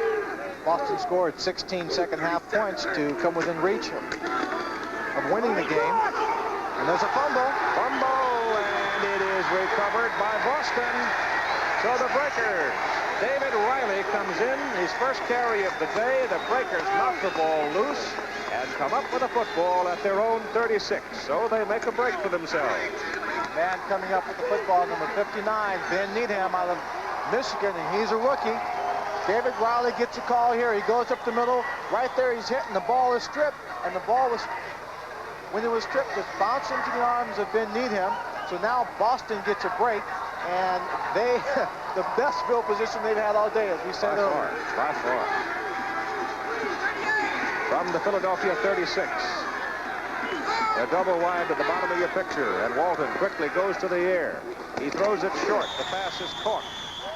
He had Charlie Smith breaking downfield. Nolan France came back to the ball and was able to pull it down for a short gain. That's a bit of an unusual play. Number 23, Antonio Gibson, was lined up over the slot, man in the slot, and had he just turned around the half second sooner, he could have picked that off and gone 70 yards for a touchdown. A little bit of a close play to call in a tight ball game.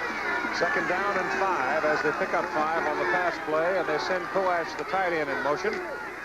He takes the short route, gets the ball, breaks it big, down inside the 20, goes to the 16 of Philadelphia. John Bunting brought him down. Glenn Howard was a man out of Minnesota, rookie, the linebacker, who was on Coash, and he was right in front of Bo, but Bo has great concentration right here, going in motion, trying to get the mismatch, getting one-on-one, but it's a zone coverage, doesn't make any difference. Glenn Howard right there comes in underneath, can't stop the play. Bo Coash takes the ball down to the 21-yard line. 16. Out of Middlebury. Excuse me, the 16-yard line. First down, Boston. Big opportunity for them to get back in the hunt right here. They fake the blitz. They go with a short pass over the middle intended for number 32, Frank Lockett. Lockett is howling about being held. Jonathan Sutton was up on him nose to nose. That's right, and there was a blitz, Keith. Number 54, Sam Mills, comes in and just nails Johnny Walton. He wasn't picked up. They were trying to adjust, trying to pick up Mike Lush coming in there, faking the blitz. And he got a shot on Johnny Walton as he got the ball away to number 32, Frank Lockett. Frank Lockett was the man who caught the big touchdown pass against Philadelphia in that first ball game in the second half. Second down and 10. They send Smith in motion, Walton back. He goes for Crump and overthrows it. Richard Crump, coming out of the backfield, had broken free. But in order to get the ball to him, Walton had to touch the ball over the head of the defender, and he couldn't do it. Well, there was a big mix-up on that last play, too. It looked like Bo Coash and Charlie Smith just banged into each other trying to get out at the bottom of the screen on their right side into the pass pattern. So he literally only had one receiver to go to. Third down, Boston 0 for 6 in the ball game today, but they've been converting third downs at a 40% clip on the season. Third and 10 from the Philadelphia 16. Loop for Dennis Johnson out of the backfield. And at the goal line, Johnson can't come up with it. Jonathan Sutton all over it. Oh, and he had Nolan Franz wide open did. down the middle of the field.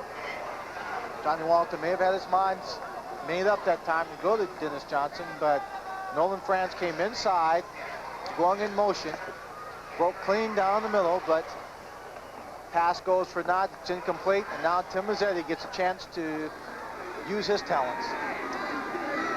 Mazzetti will be kicking from 33 yards. He's third in the USFL in scoring. The kick, plenty of leg on it, and he's got it. So that puts him into the lead with 85 points. He has reassumed the lead. He had it for the better part of 3 or 4 weeks. And who's the man knocked down? I think Mazzetti got whacked after the kick. Let's take a look. He's slow to get up. Right there. Scott Werner runs into him, but you can see that Scott's trying to hold on to him, so he really didn't get hit. He had his leg out there, and he just may have gotten his leg caught up, even though the hit wasn't very hard. Right there, his leg's out. It comes down right there. It comes down, and he steps on it just as he hits him. His foot might just be a little bit sore.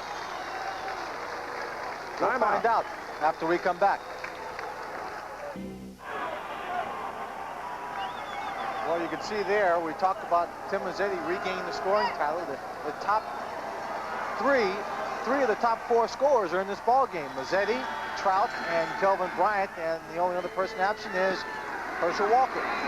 Mazzetti still limping some after being stepped on, kicks it high, very high, and Alan Harmon fights his way back across the 20 to about the 24. So the Boston defensive crowd now jumping up and down. That special teams bunch, they're really fired up. They're in the ball game, 10-3 score with 12:44 to go. See, Mazzetti is a little gippy coming off the field. He's done a lot better than when he walked on the field. Yeah, he is. Philadelphia to the attack. First down at the 24. They lead 10-3. Give the ball to Bryant, and Bryant is buried behind the line of scrimmage. Darrell Wilkerson, 75, and Larry McClain, 73. The Big Ends. Well, this game is almost a repeat. Well, it's an identical repeat so far of the first ball game. First half, the Boston defense doesn't do well. Second half, the defense comes out and just stuffs the Philadelphia offense right here. They do a great job of stuffing the play, stopping it cold, and well, if they can continue to do it, again, the Boston Breakers might have better field position throughout the second half. Second down and 10. Bucina has all day. Now Gaylord's after him, and Jeff gets him. He got it up across the 25 to about the 27. Jeff Gaylord showing some very, very good foot speed that time, chasing Chuck Bucina. Oh, when Philadelphia played the Chicago Blitz, we said that the way the Chicago Blitz defense would play Chuck, he would be forced to run the ball. In that particular game, he did a real good job running the ball, picking up about 80 yards on the day, and running a bootleg in for the touchdown. This time, they're forcing him to pass the ball, but now they're catching him. They're not giving him the room to run. Boston shows a 4-man front now. On third down and 8. Got him. McClain back at the 15, the 14.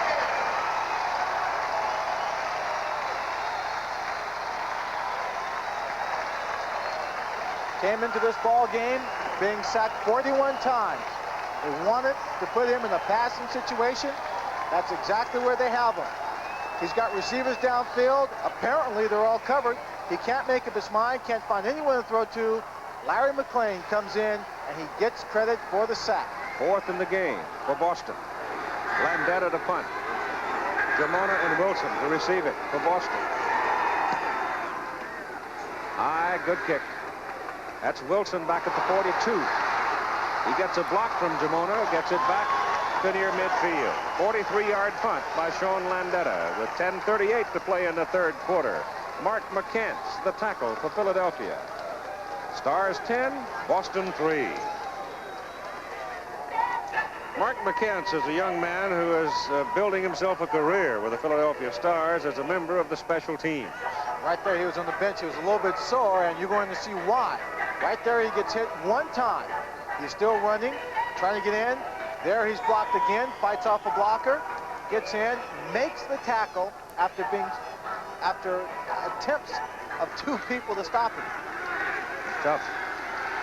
Now up to the Boston offense. The defense has given them the ball at their own 49. First down.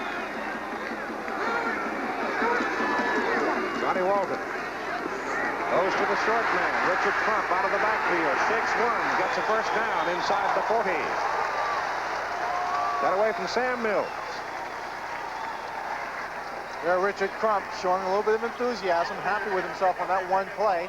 They've got to be able to do it consistently. Sam Mills, number 54, the man who was on him, he's going to be looking for Richard Crump coming out of that backfield. Has been doing a good job all day of stopping that play. Yeah, but that's the kind of a mismatch you want. Oh, absolutely. For the offense. Sam is a good linebacker, but he doesn't have the foot speed to stay with a Richard Crump on the passing situation. Ball is on the Philadelphia 39, first down. Johnson in motion. Give it to Crump. Turns it around the corner to just inside the 35. Give him 4. John Brooks and Sam Mills make the tackle. Sam Mills looks like Fearless Fly with those glasses on. He does, doesn't he? Well, those goggles have helped a lot of people see better in ball games and protected their eyes from injuries. Kareem Abdul-Jabbar wore them after injuring his eye. John Jefferson wears them for the Green Bay Packers. Second down, 6.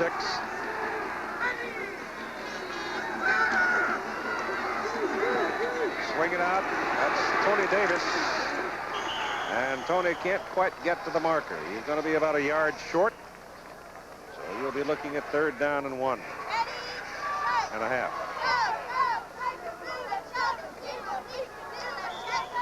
Should be a few more pounds of that defensive line on this 3rd down. Philadelphia bringing in their short yardage defense. Number 76, Willie Roseball, is one of the men that brought in there. Used to be a tight end up in Washington. 3rd and a short 2 or 1 and a half. Put it up. Pass is incomplete. Incomplete. Gibson arriving with the ball, and Charlie Smith upset he didn't get some help. Charlie Smith should be upset. It looked like the number 23, Antonio Gibson. He's on him. Looks like he just wraps an arm around him before the ball gets there. The pass is coming right there as the contact.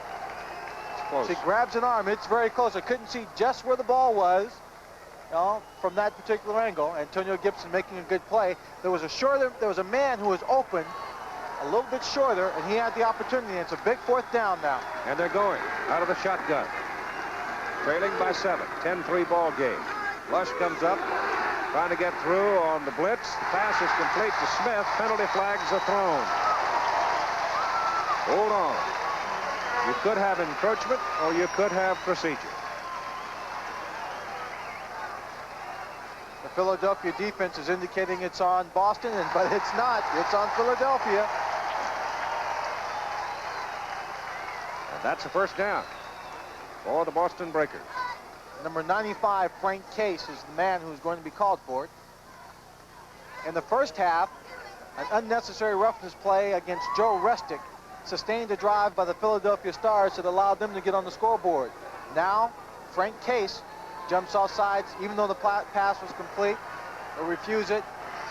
Now they're in position to score. First down at the Philadelphia 24. Davis is the deep man.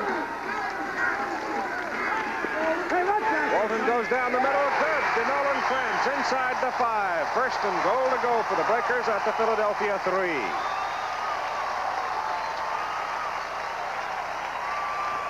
Well, that Philadelphia defense, again, still playing in the zones. And Johnny Sutton doesn't get a jam, doesn't slow Nolan French down right here in the seam. Gets a good pass, jumps up, protects the ball, and Mike Lesh, number 27, comes in and makes a hit. Johnny Walton, a good pass, getting over the linebacker, Sam Mills, just not tall enough, not enough jumping ability to get up and knock that one down. Davis, the lone remaining back for Boston. First and goal from the 3. Walton will throw it. Throws it quickly, and the pass is incomplete. And the pass was intended for the tight end as he had stepped into the end zone and turned back to him. And Chris Combs just simply couldn't hold it.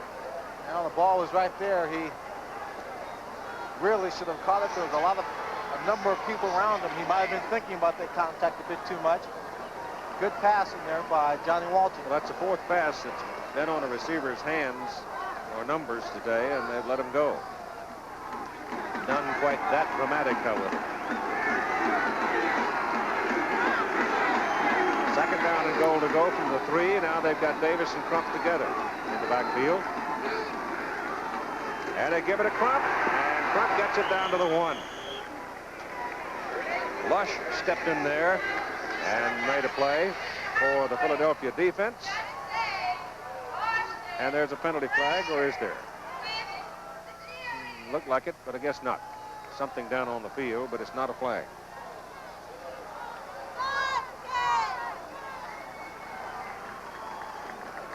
Maybe it was a banana peel. They were throwing it out there and hoping the Philadelphia defense would slip on it because they're giving them a lot of respect because they won't run the ball.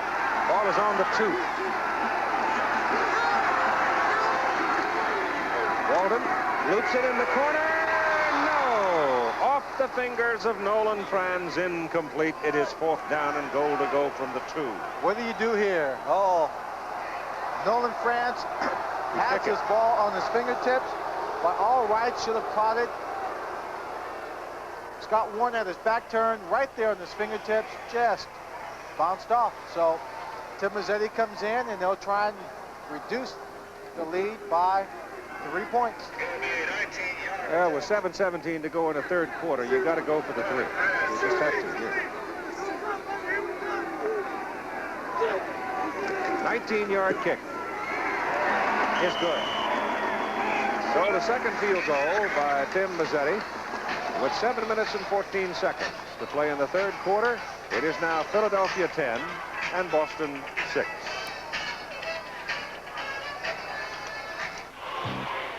American Sportsman follows our football game at 4:45 Eastern Time. One of the features in today's program, a big old tight end, Russ Francis, surfing off the coast of Morocco with 3 world-class surfers. That'll be worth seeing. How come they didn't send me to Morocco? Because you can't stand up on a surfboard. You're right.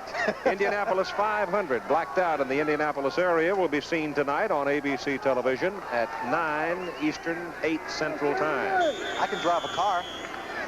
Not that fast. High hanging kick by Mazzetti. It goes to Harvard. Back at the 9. He's got a little bit of a hole on the sidelines, and he posts a fine return as he comes well up the field to about the 34-yard line. Inside or outside, he would have picked up about the same yardage. They opened up a pretty good-looking hole for him on that kickoff return to the inside, but he elected to go to the outside down the sideline. Look at this. Washington has pulled within a point of New Jersey now as Billy Taylor turns one loose and goes 32 yards. 17-16 ball game. Billy Taylor, of course, was with the Boston club for a time. Didn't want to let him go, but things worked out just fine for him. It's first down Philadelphia. They lead by 4, 10-6. From their 34, give the ball to Kelvin Bryant. And they drag him down at the line of scrimmage. Joe Restick, free safety, coming up out of the secondary, helping to make the play. Joe Restick came over to his position on the outside just a little bit late as the Philadelphia Stars were shifting their formation around a bit. Did a fine job. Joe's dad, of course, the coach right down the road at Harvard. Joe is on leave from the Pennsylvania Dental School, having graduated from Notre Dame. That's Kelvin Bryant making the reception for about 5 yards up near the 39, where Mike Brewington knocks him down.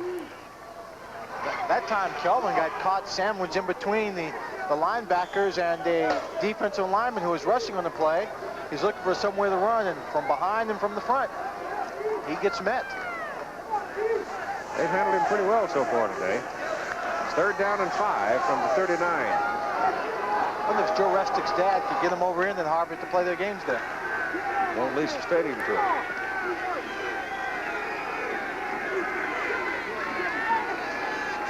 That's Folsom, the tight end, in motion. He's on the sidelines. Pass is thrown downfield. That's got to be interference there. Got to be. Tom Donovan was downfield, and Lindell Jones out of Hawaii just jumped all over him. Well, Lindell saw the play, saw the ball in the air, going to him, and he just couldn't get inside enough to get by Donovan to make the play. You watch Donovan, he's going to stop, turn to his inside. Right here, Lindell Jones reads a play. He comes up and just goes right through him instead of going around him. Defensive pass interference on number 23. First down. And it's a first down at the Boston 46 for Philadelphia. Had not Chuck Lucina thrown that ball just to the outside of Donovan, Lindell would have had a chance to make that play without pass interference. Harvin is in, Bryant is out. Ball goes to Booker Russell. And the big fullback moves it down near the 40. Here's Tim Brandt with Tim Mazzetti. Thanks, Keith. You know, things are really heating up down here on the sidelines, and one of the catalysts has been that controversial play that you hit that first field goal and went down. Tell me about it. Well, there's not much to tell. As soon as I hit the field goal, I kept my head down when I was about to look to see if it was good or not. I just got popped. And for a little while, I was a little scared. I got popped right on the knee as I went down. I thought maybe something was wrong with my knee. Obviously, they didn't think it was a late hit or whatever. They didn't call it. Okay, Keith. Yes, sir. Second down, 5. That's Booker Russell again. Booker gets that much steam going. He's a big guy. He's 6'2", 235, and he just ran right through Marcus Merrick and Darrell Wilkerson. Marcus Merrick is a rookie out of Ohio State who has come on like gangbusters for this Boston team. He leads the team in tackles, and right there you see him just flowing to the outside, reading the play, getting a little help from Doug Wilkerson up front as they combine to make the stop on Booker Russell. Very close to a first down, close enough for the chains to come on the field. Russell's carried 5 times, 34 yards today, and Kelvin Bryant 14 times for just 36 yards. What are they, just short? No. They've got it by just inches. Jim Moore there on the sideline, of course, was an assistant coach for the New England Patriots prior to joining the Philadelphia Stars as head coach, and he's got about 50 or so friends of his in the stands who'll come out to see his coaching here in Boston. Bryant back in, has the ball, and they cut him down at the 35. Gain of a yard. 4.5 minutes to go in the third quarter. Some of the other changes in the personnel during the past week. We noted that Bobby Scott was traded to Chicago by New Jersey for Kerry Lee Rinko and an '84 draft choice.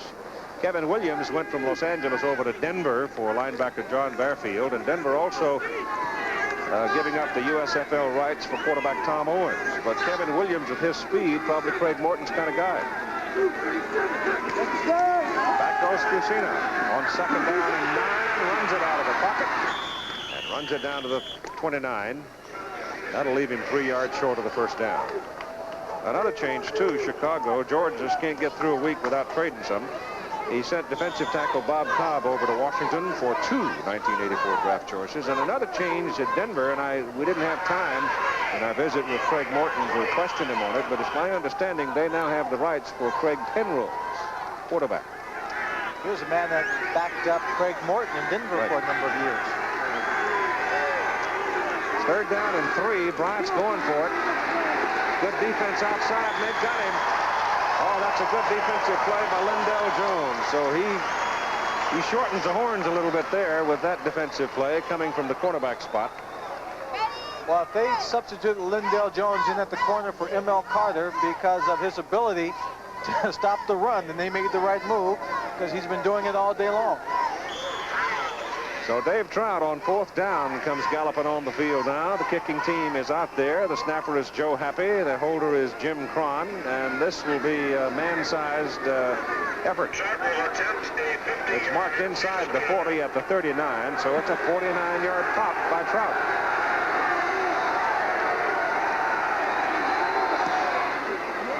Got all of it. short.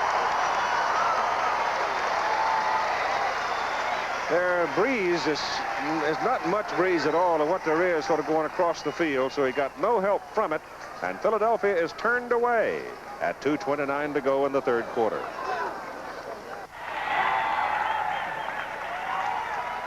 They call them the Heartbreakers. Break my heart. Stop it. I guess it's just a single man's reaction. I reckon. From the 32. Johnny Walton stands up, pops it out to Franz, trying to set up a wide receiver screen, and they get something out of it. 10 yards on the first down. Sam Mills, number 54, finally coming over to make the stop. Nolan Franz doing a good job, taking advantage of his blocking and getting downfield for the first down. That's 4 catches for 51 yards. Nolan today. played college ball down at Tulane for Vince Gibson. Number 23 there is Lindell Jones, who is very happy with his play so far. At halftime, during the timeout, players are coming over, congratulating him on this play, and he was talking to the coaches. He had a big smile all over his face.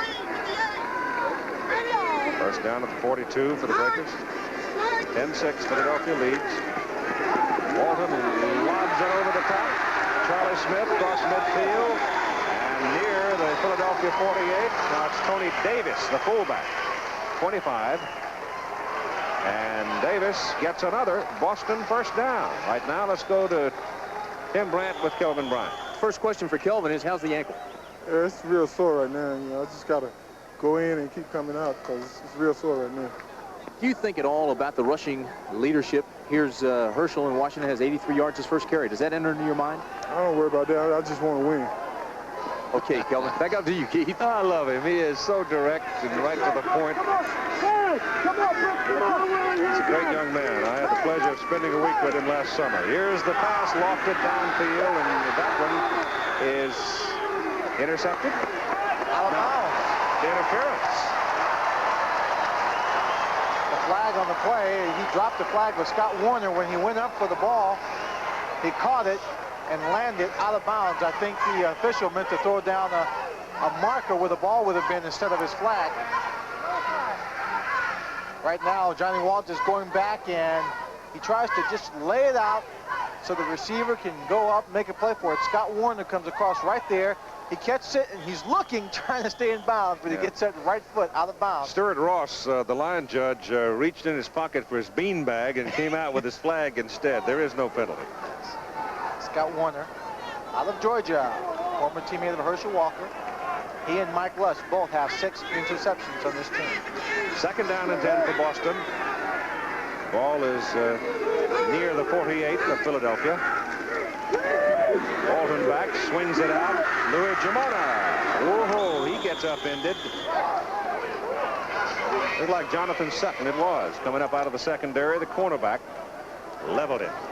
Jonathan Sutton came in and replaced Roger Jackson at the starting corner position. Roger Jackson, rookie out of Penn State, comes in when they have 5 defensive backs.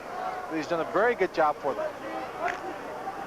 Before this ball game, Sutton would come in and play the corner, and Antonio Gibson would cover the slot. Boston today, Swanee, is 0 for 9 on third down conversion. Third down and 7. Shotgun for Walton. Throws it hard for Johnson. Johnson is close to a first down. He really drilled it, and he had to drill it because Jeff Gabrielson was all over him, beating on his helmet. And it is a first down as the third quarter comes to a close. Philadelphia leading 10-6. Back for the fourth quarter after this message and a word from our local station.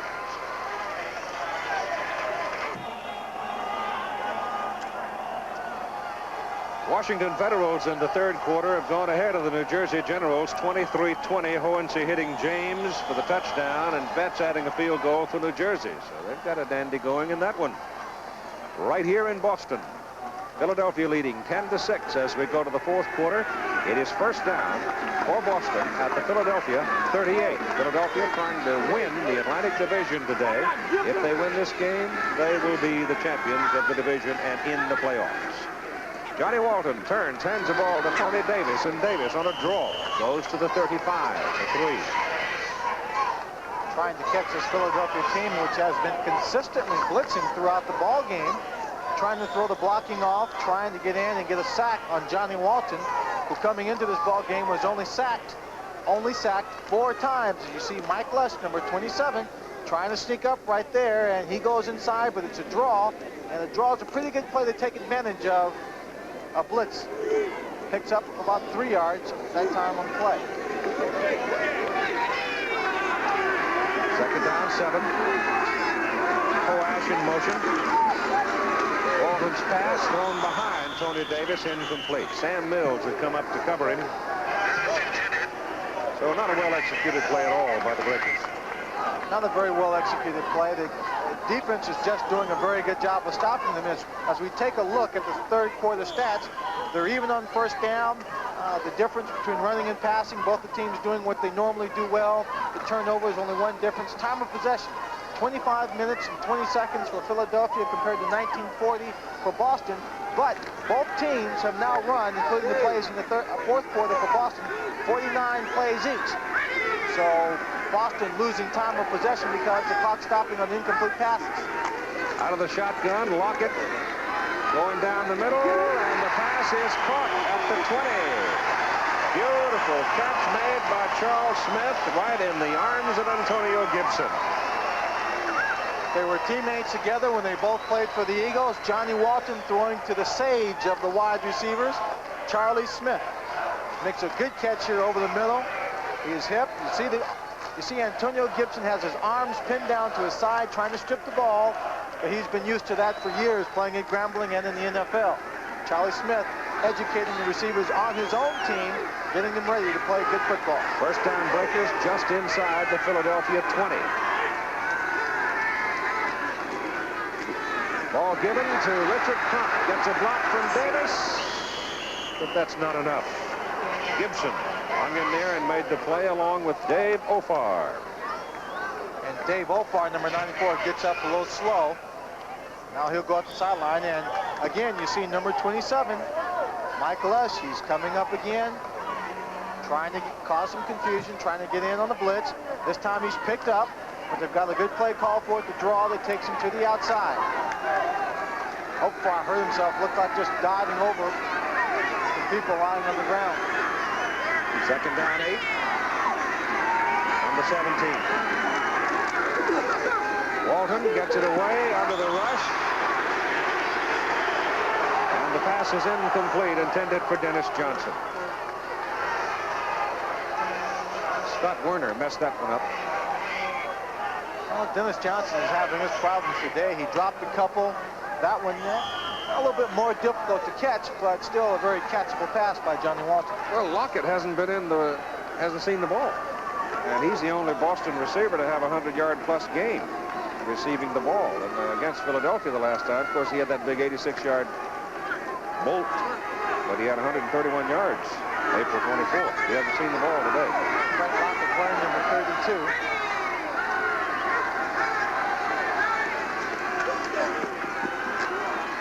To the corner, touchdown! Oh, marvelous catch by Charlie Smith.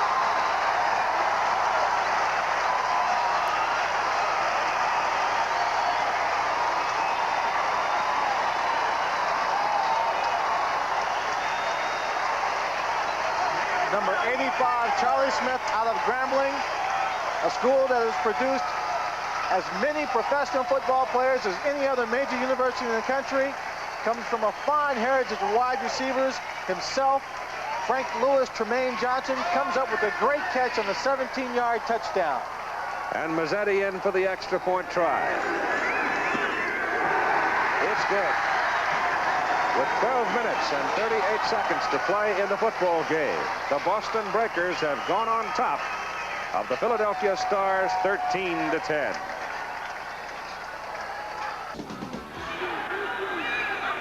Well, this time it's the Philadelphia defense. KGO-TV, Channel 7, San Francisco. Send 4 people to rush. Johnny Walton has his man, Charlie Smith, with man-to-man coverage on Antonio Gibson. He goes up high, makes a catch, both feet inbounds as he crosses just the corner of the end zone, and it's a Boston Breakers on top, 13-10. 11 plays, 68 yards. Mazzetti will kick it off. rifle balls it downfield, and it's picked up short. Grabbed by Jeff Rodenberger. And Rodenberger, big fullback, runs it all the way back near the 40. So now Philadelphia has pretty good field position with 12 and a half minutes to play in the ball game, and the Stars are trailing by 3. Philadelphia Stars have been behind before, while the Boston offensive unit now are trying to get their act together for the next possession. The defensive groups out there, and they've got to do some headbutting, because we have seen so many times this Philadelphia club just keep coming. They keep coming, but this defensive team of the Boston Breakers has held them scoreless, to only 3 points in their last meeting in the second half. You've seen her pump fakes, goes deep down the sideline, and it is incomplete. That'll get the flag. Pass interference call against M.L. Carter. M.L. hasn't played much today, and all of a sudden trying to cover Willie Collier on a fly down the sidelines, he gets nailed. That's a big... Now here's where I think the fairness of the pass interference rule applies. Instead of getting the ball down inside the 25-yard line on this foul by Carter, they get 15 yards. Well, he froze Carter on that. Willie Collier froze M.L. Carter on that play. And right there, he just puts his hand on him, grabs him a little bit. But the official's right there on the play, and you're right. Instead of getting the ball way downfield on unintentional pass interference, they just move it 10 yards downfield. It's first down. Just short of the 45.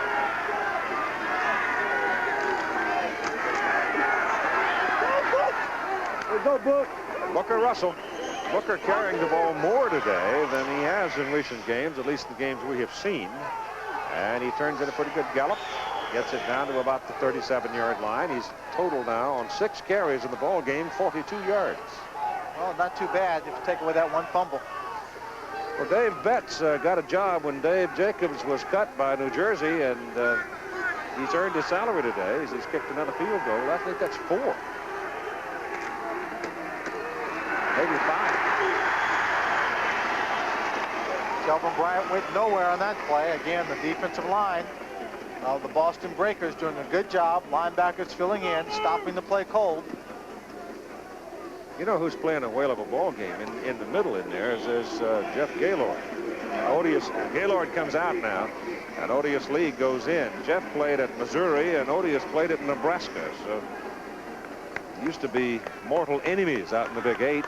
Well, Jeff Gaylord just now came back in the ball game, and they took out a linebacker, I believe. Number 59, Ben Eden. 3rd and 1, goal line defense. Bryant sticks his head in the stack, and behind the offensive line surge has the first down.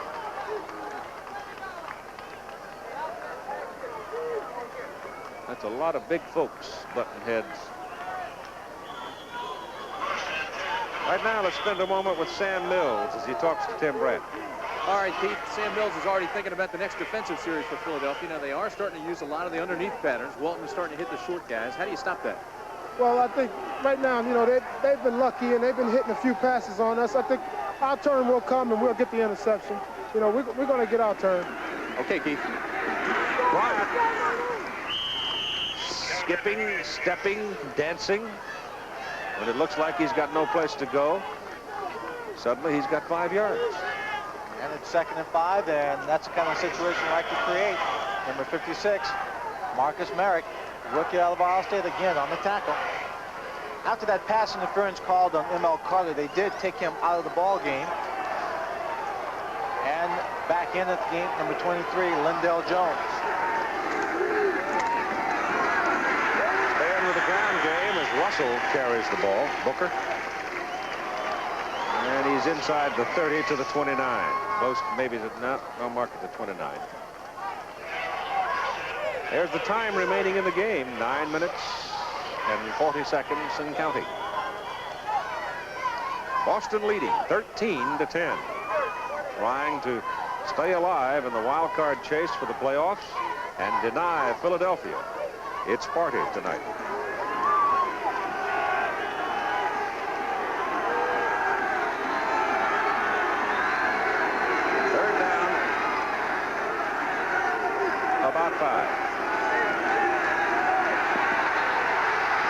Fusina has a lot of time, and he drills Scott Fitzke right on the numbers at the Boston 20 for another Philadelphia first down. He had just enough time. It was running out on him quick. And Fitzke came through as he has done for Fusina quite often this year, and when they played together, making his third catch, a total of 44 yards. You see right there in the middle of the picture, coming across. Nice little simple route, crossing pattern.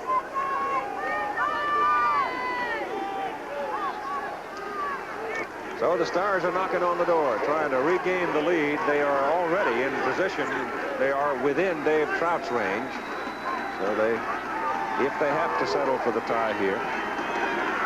Trout warming up. Fusina cranks it up, goes to the sidelines, and overthrows Fitzke. Scott broke off the pattern, and he broke it a little sooner than Fusina thought he would. That one just sailed up a little bit too high. A pattern like that is more timing than anything else, and you have to rely on that receiver to break open at the right spot. Fusina threw it just a bit high. Yeah, Fitzke had gone downfield a little bit farther, he would have been in the right position to make that catch. Chuck is now 9 out of 19, 91 yards and a touchdown today.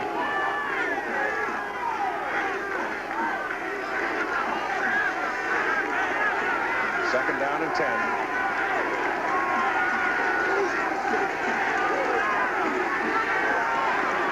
Down the middle, intended for Willie Collier, and Willie got pinched between two defenders, Restick and Jones, and couldn't come up with it. A rock in the hard place. Oh, if he had caught, he comes off the ball, just running a little slant pass behind the linebackers, trying to get in the seam. Right there, you see Lindell Jones driving, and hits him, just bounces right through his hands, and Restick coming in. That ball is just in catchable. case. Very catchable. It's catchable. It's called selling your body or footsteps. 20-yard line, third down and 10 for Philadelphia.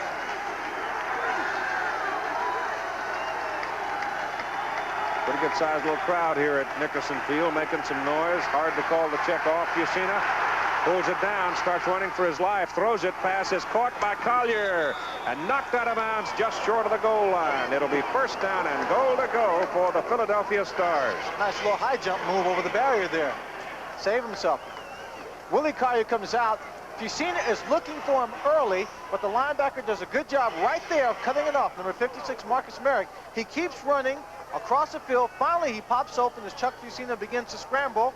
Defense relaxed somewhat, and he is about 1 yard short, 2 yards short of the end zone. Nice little move. Even held on to the ball. Yep. They mark him out at the 2, where it's first down and goal to go for the Philadelphia Stars. They trail by 3 points. 8:08 to play in the game. Bryant over the top. Not quite. Close. But no cigars.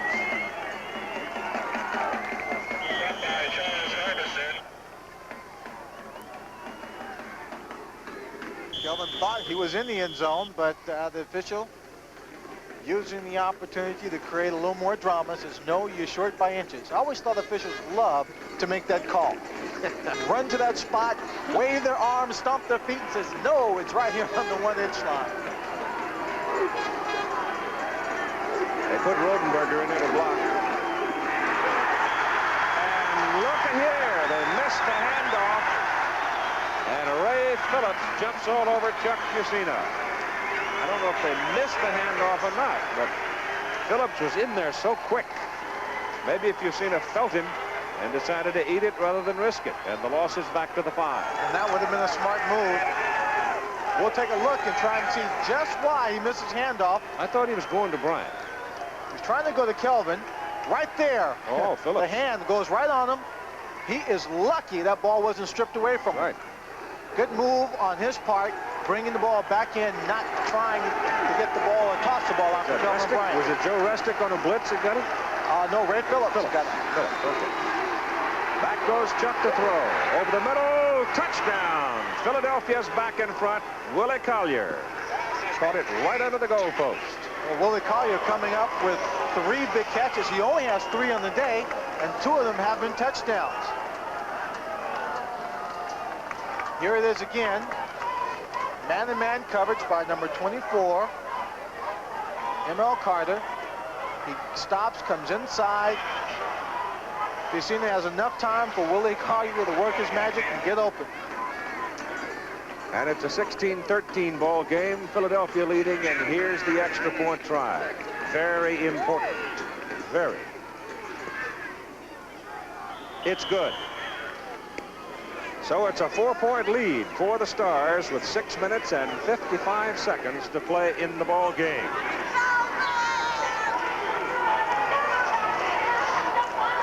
Preceding announcement courtesy of the United States Football League. Crowd 15,668. Philadelphia to the lead, 17-13, 6:55 to play in the game. If they win it, they're the champions of the Atlantic Division. Hughes and Wilson deep for Boston as Trout kicks off. And it's Hughes at the 1. Derek Hughes out of Michigan State. Comes back to about the 20. Here's Tim Brent. Here with Willie Collier, 2 touchdowns today. They're playing a lot of zone, giving you the underneath coverage, and you're utilizing it. Yeah, they sure are. You know, as long as we get the protection, I think we'll be able to take advantage of it, especially later on in this fourth quarter. Are they going to keep going to Willie Collier down the stretch here? Well, I hope they do, because, hey, I want to win this one bad so we can go on and clinch this division, you know, maybe get a little rest or something. All right, they don't want to rest. They want to party, Keith. They mark the ball at the 19. Champagne is chilled. But Johnny Walton may not be through. Pumps it once, goes down the middle for Coash, a big one. The big guy from Middlebury goes all the way to the Philadelphia 48. And Johnny Walton is not through. Johnny Walton is not a man who is prone to giving up. Former head coach from Elizabeth City, New Jersey. No, North Carolina. North Carolina, excuse me. Giving New Jersey a little more credit. 33-yard pickup on the play as Coash broke clean. That's the same play that he tried to run earlier that was incomplete. Tight end just didn't turn around fast enough. This time, Bo Coash the man, and he brings the ball past midfield to the 48-yard line.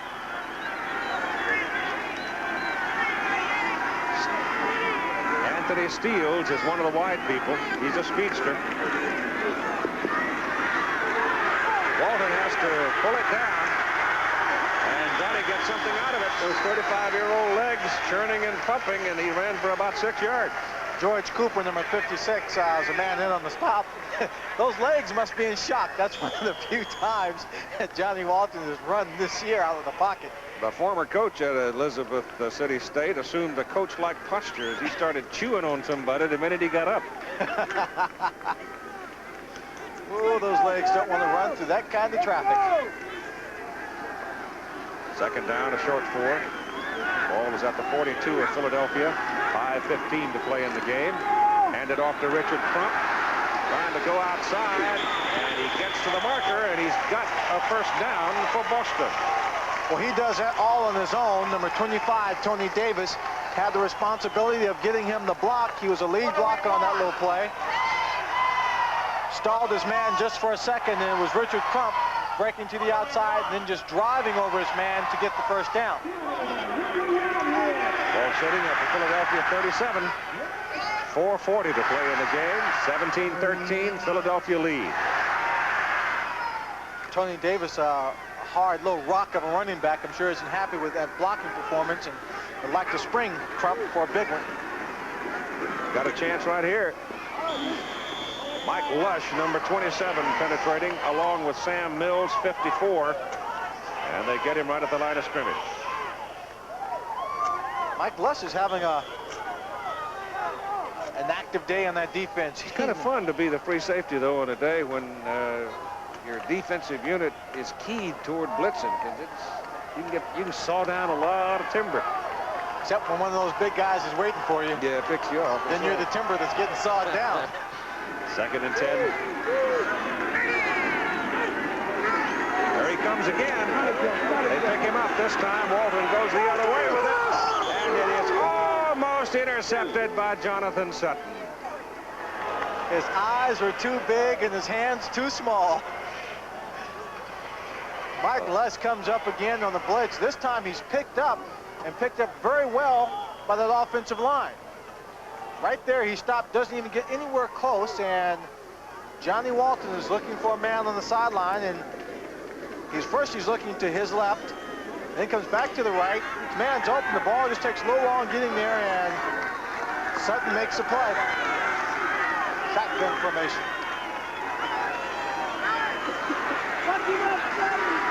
Walton goes deep. Lockett is there, and it's batted away by Scott Werner, and Werner could have had an interception. That's the first time they've gone deep to Lockett. Oh, Lockett trying to run a little flag route.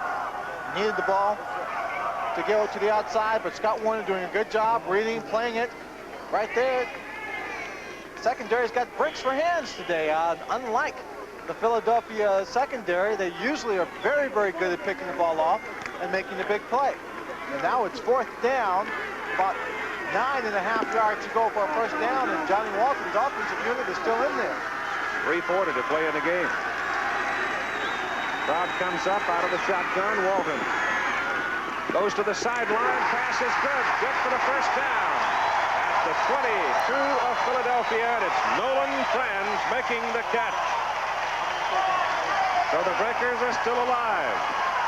Well, the Breakers have been a team that have not been very good at completing third down conversions today, and now they're only 2 for 12. This one a big 4th down play, and Nolan Franz, 84, the clutch receiver from Tulane, makes a good catch here. Zone coverage, he just drove Mike Lush back, turned around, and Johnny Walton had the ball there. 5 catches, 66 yards, crucial catches on the day. Philadelphia leading by 4, 17-13, inside 3 minutes to play in the game.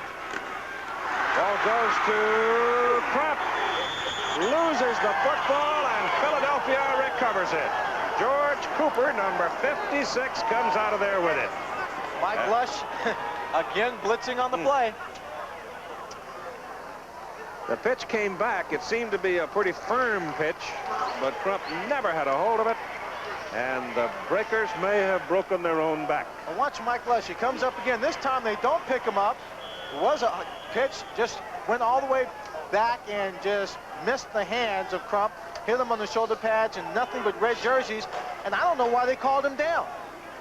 Didn't seem like he was touched when he picked up the fumble.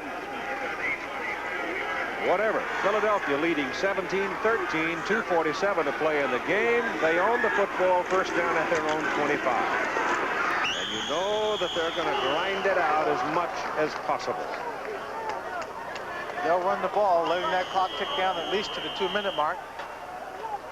We have a timeout call now by the Boston Breakers, stopping the clock at 2:37 to play in the ball game. Well, that's been the story of Philadelphia. They just simply, they're so far out in front of everybody else in the league in takeaways that it's had a tremendous impact in the fortunes of this ball club. And it's a pretty good football team. Timeout on the field. The attendance at today's ball game, Nickerson Field, the capacity here is 21,000. And this, of course, has become the core of a lot of talk around the area. On the other hand, Philadelphia, who play at Veterans Stadium and holds about 70,000, best record in the USFL, doesn't draw that well. Nope. It's a shame, too, because it's a good football team. I don't understand why people in Philadelphia aren't supporting it. I really don't. It's a very entertaining football team. Scott Pitzke goes in motion. They pitch it to Kelvin Bryant, and Bryant on 2nd down and 9 is hammered down just about the line of scrimmage. Herschel Walker has put another record under his name in the USFL. He may have more by now, but a little while ago we were told that he had 21 carries for 184 yards. That's a new single-game record. Hey, offense, got a shot. Let's go. And the previous high having been 179 by Kelvin Bryant. And that was Dick Corey there on the sideline, jumping around, trying to get his offense motivated, as we see that Jersey Generals and Washington Federals are still tied at 23-23 all in the 4th quarter. Herschel keeps running, keeps getting the ball in that game. He could be the first running back to get over 200 yards.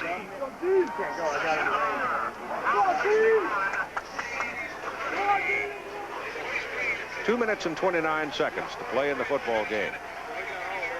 Of course, we've been talking about the Boston defensive line and the great job that they're doing up front. stopping the running game. Kelvin Bryant, so far in the day in the first quarter, carried 6 times for 31 yards. 6 for 31. Second period, he was 6 carries for 5 yards. Third period, he was 4 carries for 0.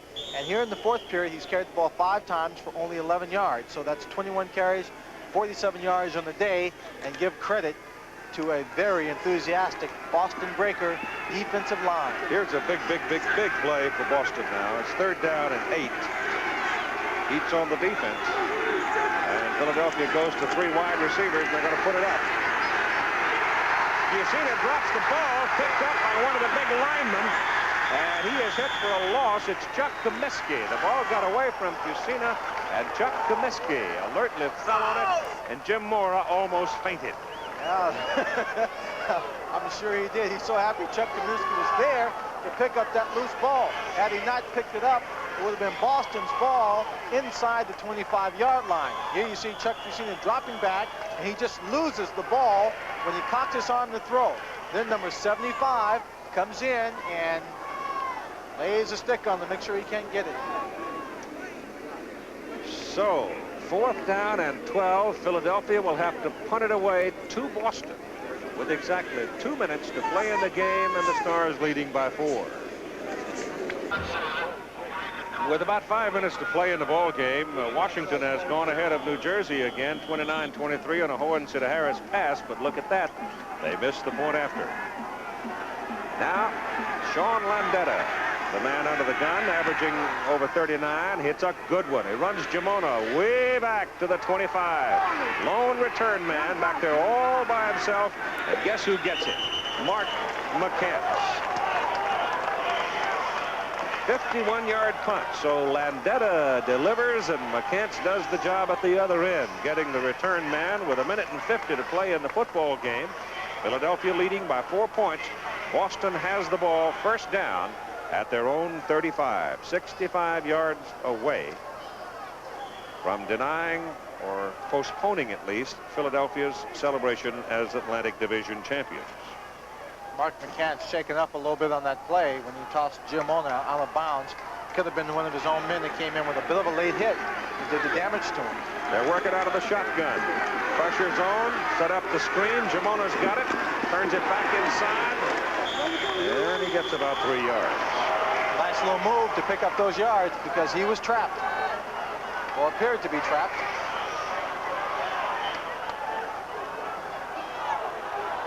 They'll be in their hurry-up offense now as the clock continues to tick away.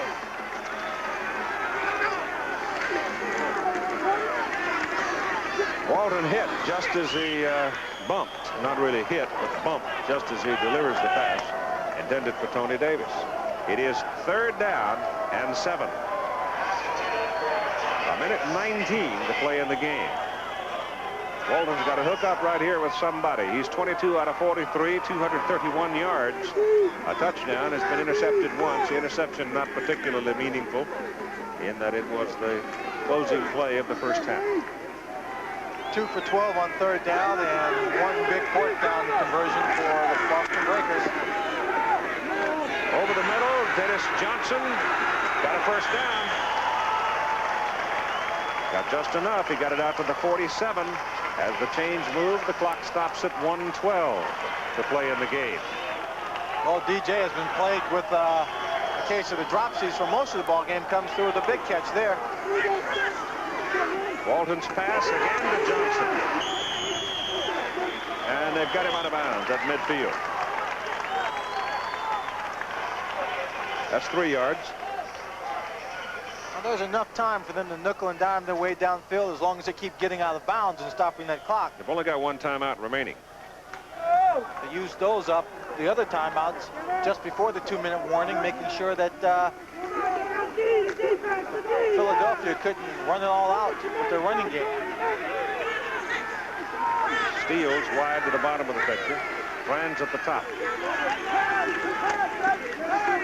Walton down the middle with it. Koash can't hold on.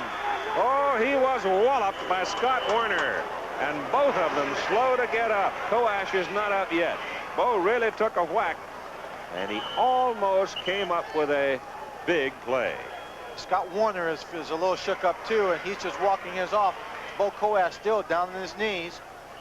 Again, that's a tough pass play because if it's not thrown quick enough, you do leave that receiver open and subject to this kind of a hit. And Scott Warner, playing his position extremely well, reading the passer, was in the perfect position to make the play, to make the tackle, knocking the ball loose. Big defensive play by Scott Warner. Normally in the defensive alignment, you'll find the strong safety, which is the position that Scott Warner plays, going with the tight end. On that play, he was playing more of a zone defense, and drifting back, he was reading Johnny Walton, and Bo Coas was trying to split that seam as he had done earlier and came up with a big catch. That time the ball was laid in there. He could have held on to it, but because of a good hit by Scott Warner, the ball was knocked loose. Oakland's out in front of Los Angeles 7-0. In a key ball game in the Pacific Division today, being played at the Alameda County Oakland Coliseum. It's Kelvin Bryant, who's going to have a sore foot for the party if they hang on here, leading 17-13. He only got 57 seconds to play in the ball game, and Boston looking at 3rd down and 7 from midfield. Out of the shotgun, Johnny Walton goes down the middle with it. That's short of the first down. Caught by Tony Davis, looping out of the backfield. Boston's got to hurry. Clock is running. Ball is marked at the 44 of Philadelphia. They're a yard and a half short of the first down. 4th down and 40 seconds. Johnny Walton's intention here is to be just to pick up that first down, and he does. That stops the clock. Pass good to Jamona. He needed a yard and a half. He got 3. 30 seconds to play. Where's Frank Lockett, man with all the speed? They've thrown it to him once. Over the middle, there's Nolan France. First down, inside the 20, inside the 15 to the 14. 20 seconds to play. Mike Lush saved the touchdown. Boston's got 1 timeout remaining.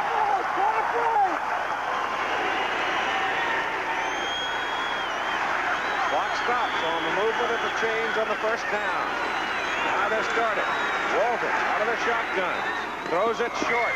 Pass incomplete. Davis over there with Mills covering. And so now with 13 seconds. Nolan Franz comes up with a big play to take him down inside the 20-yard line. Down to the 14-yard line. Hey, Jerry, Second down. Charlie Smith goes in, and he's got to play. Anthony Steeles comes out. They've got Lockett and Smith and Franz out on the field now. Awful lot of speed. But this is where the Philadelphia defense has always been its toughest, in that secondary. Blitz is on. Walton steps away from it. Goes over the middle with it. Incomplete pass. Lockett got his hand on it. He's screaming for interference as Roger Jackson covered him. There is no flag. It is 3rd down. Johnny Walton hung in there for as long as he could. The blitz was coming in full force. Here you see Lockett. He gets inside of Jackson. He's got position on him. Walton lets it go, tries to lead him across field. He has it, but Roger Jackson pulls his arm away from the ball. I don't think there was any pass interference in the play, just some bad feelings. 8 seconds to play. 8 seconds. Walton back. Over the middle, it is too high. Lockett again, and he had 2 people on him.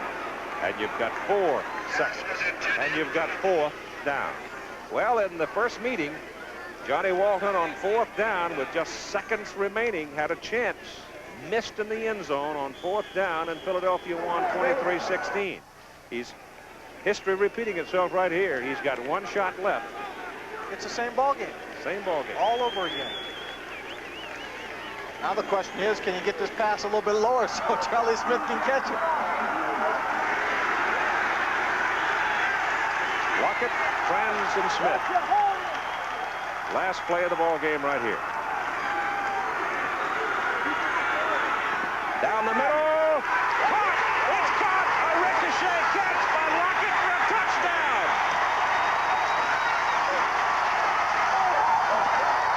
What an ending to this game!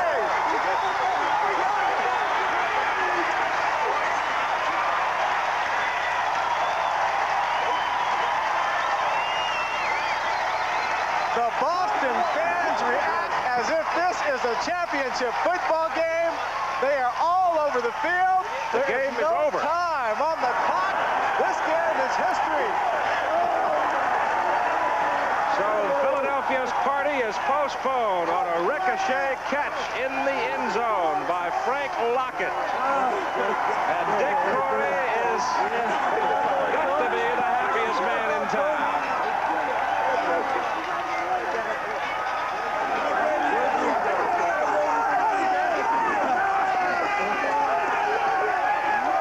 The first catch of the day for Lockett. And it's a touchdown.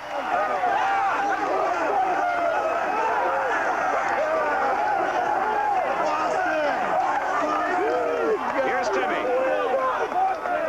Dick Moore is overcome by emotions right now. Can you put it into words?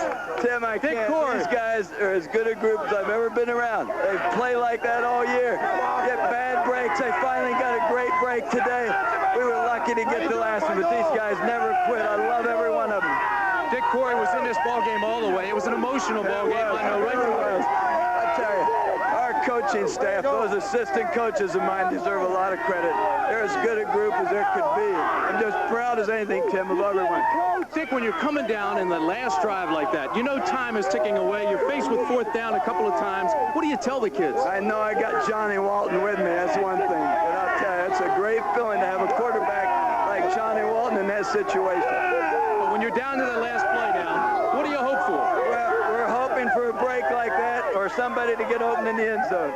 It was a great effort up there. Hey, thank you. Thank you. Dick Corey, back up to you, Keith. Well, that's quite a scene. A stunning finish to the ball game as Boston beats Philadelphia 19-17. They get a four-man rush as Johnny Walton unloads. And right here, he's looking for Charlie Smith, the same play that they ran in the first game, but it's tipped right into the waiting arms of Frank Lockett, and no one was around Frank Lockett to stop him from making a catch. A great job of pass protecting, giving him the time.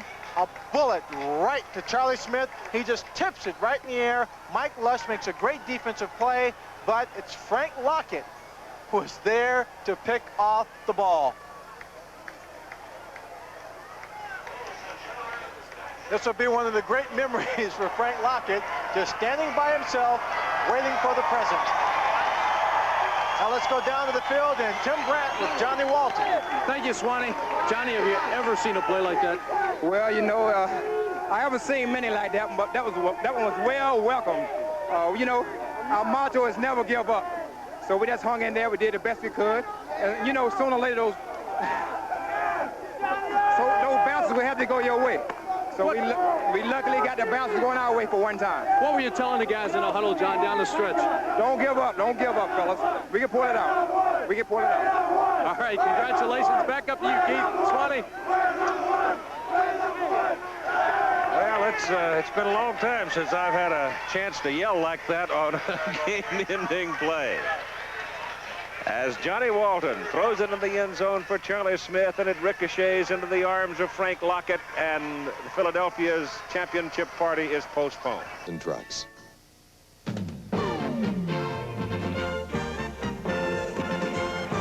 Updating the Atlantic Division standings now. Philadelphia goes to 11-2, still very much in command of the division, but they can't have their party tonight. They'll have to tote the champagne home. Boston stays alive in the chase for the wild card spot with a record of 8-5. New Jersey and Washington leading with just moments to go in that ball game, 29-23. With an 8-5 record, looking at the Central Division where they are the closest, you have to say that they now have a chance to hang in there and hunt some more. Here's the hero, Frank Lockett. Tell me about the last play. It was so spectacular. The last play, I was supposed to clear it out. Came back across the middle, and Charlie Smith was catching the ball. It knocked it up in the air, and it came right in my hand. I grabbed it and slammed it. Feels good. Hi, Mom. Feels good. Our first time Mom in this game, Keith. The man who made the play. Back up to you. All right. Frank Lockett, and one more look at the winning touchdown play. Look what I found. Oh, I'll take it home.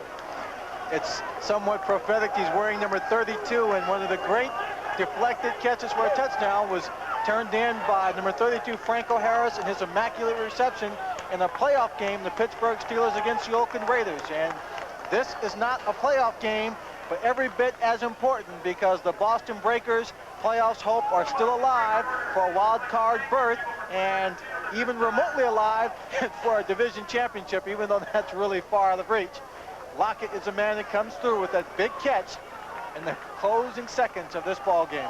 I'll tell you one thing, George Matthews, the principal owner of this franchise, is under the weather this weekend, but I'll bet you that he's up walking around now, if not dancing. Walking, he's dancing, he's hopping.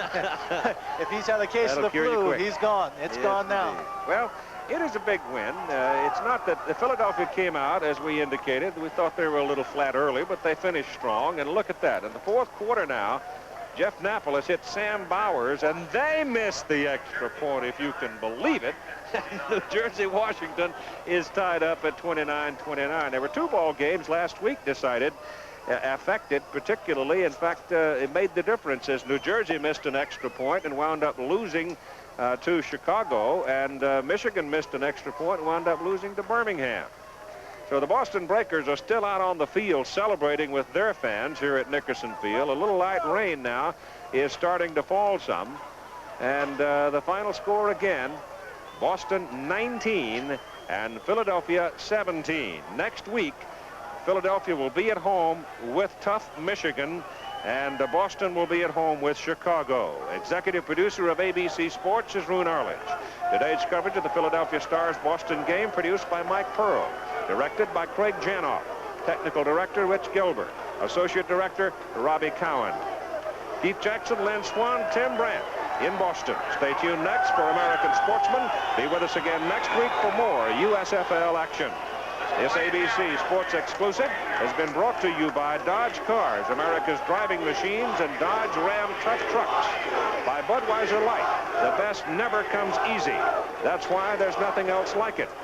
By Radio Shack, the computer experts with over 6,500 locations nationwide. And by the wine cellars of Ernest and Julio Gallo. They are required to do the conversion. They are on the field. The Boston Breakers are. They have finally cleared the field now, and they will go apparently through with the formality of the extra point conversion. That's why they are still out on the field as a dejected Jim Morrow walks away with his second loss of the season. This has been a presentation of ABC Sports.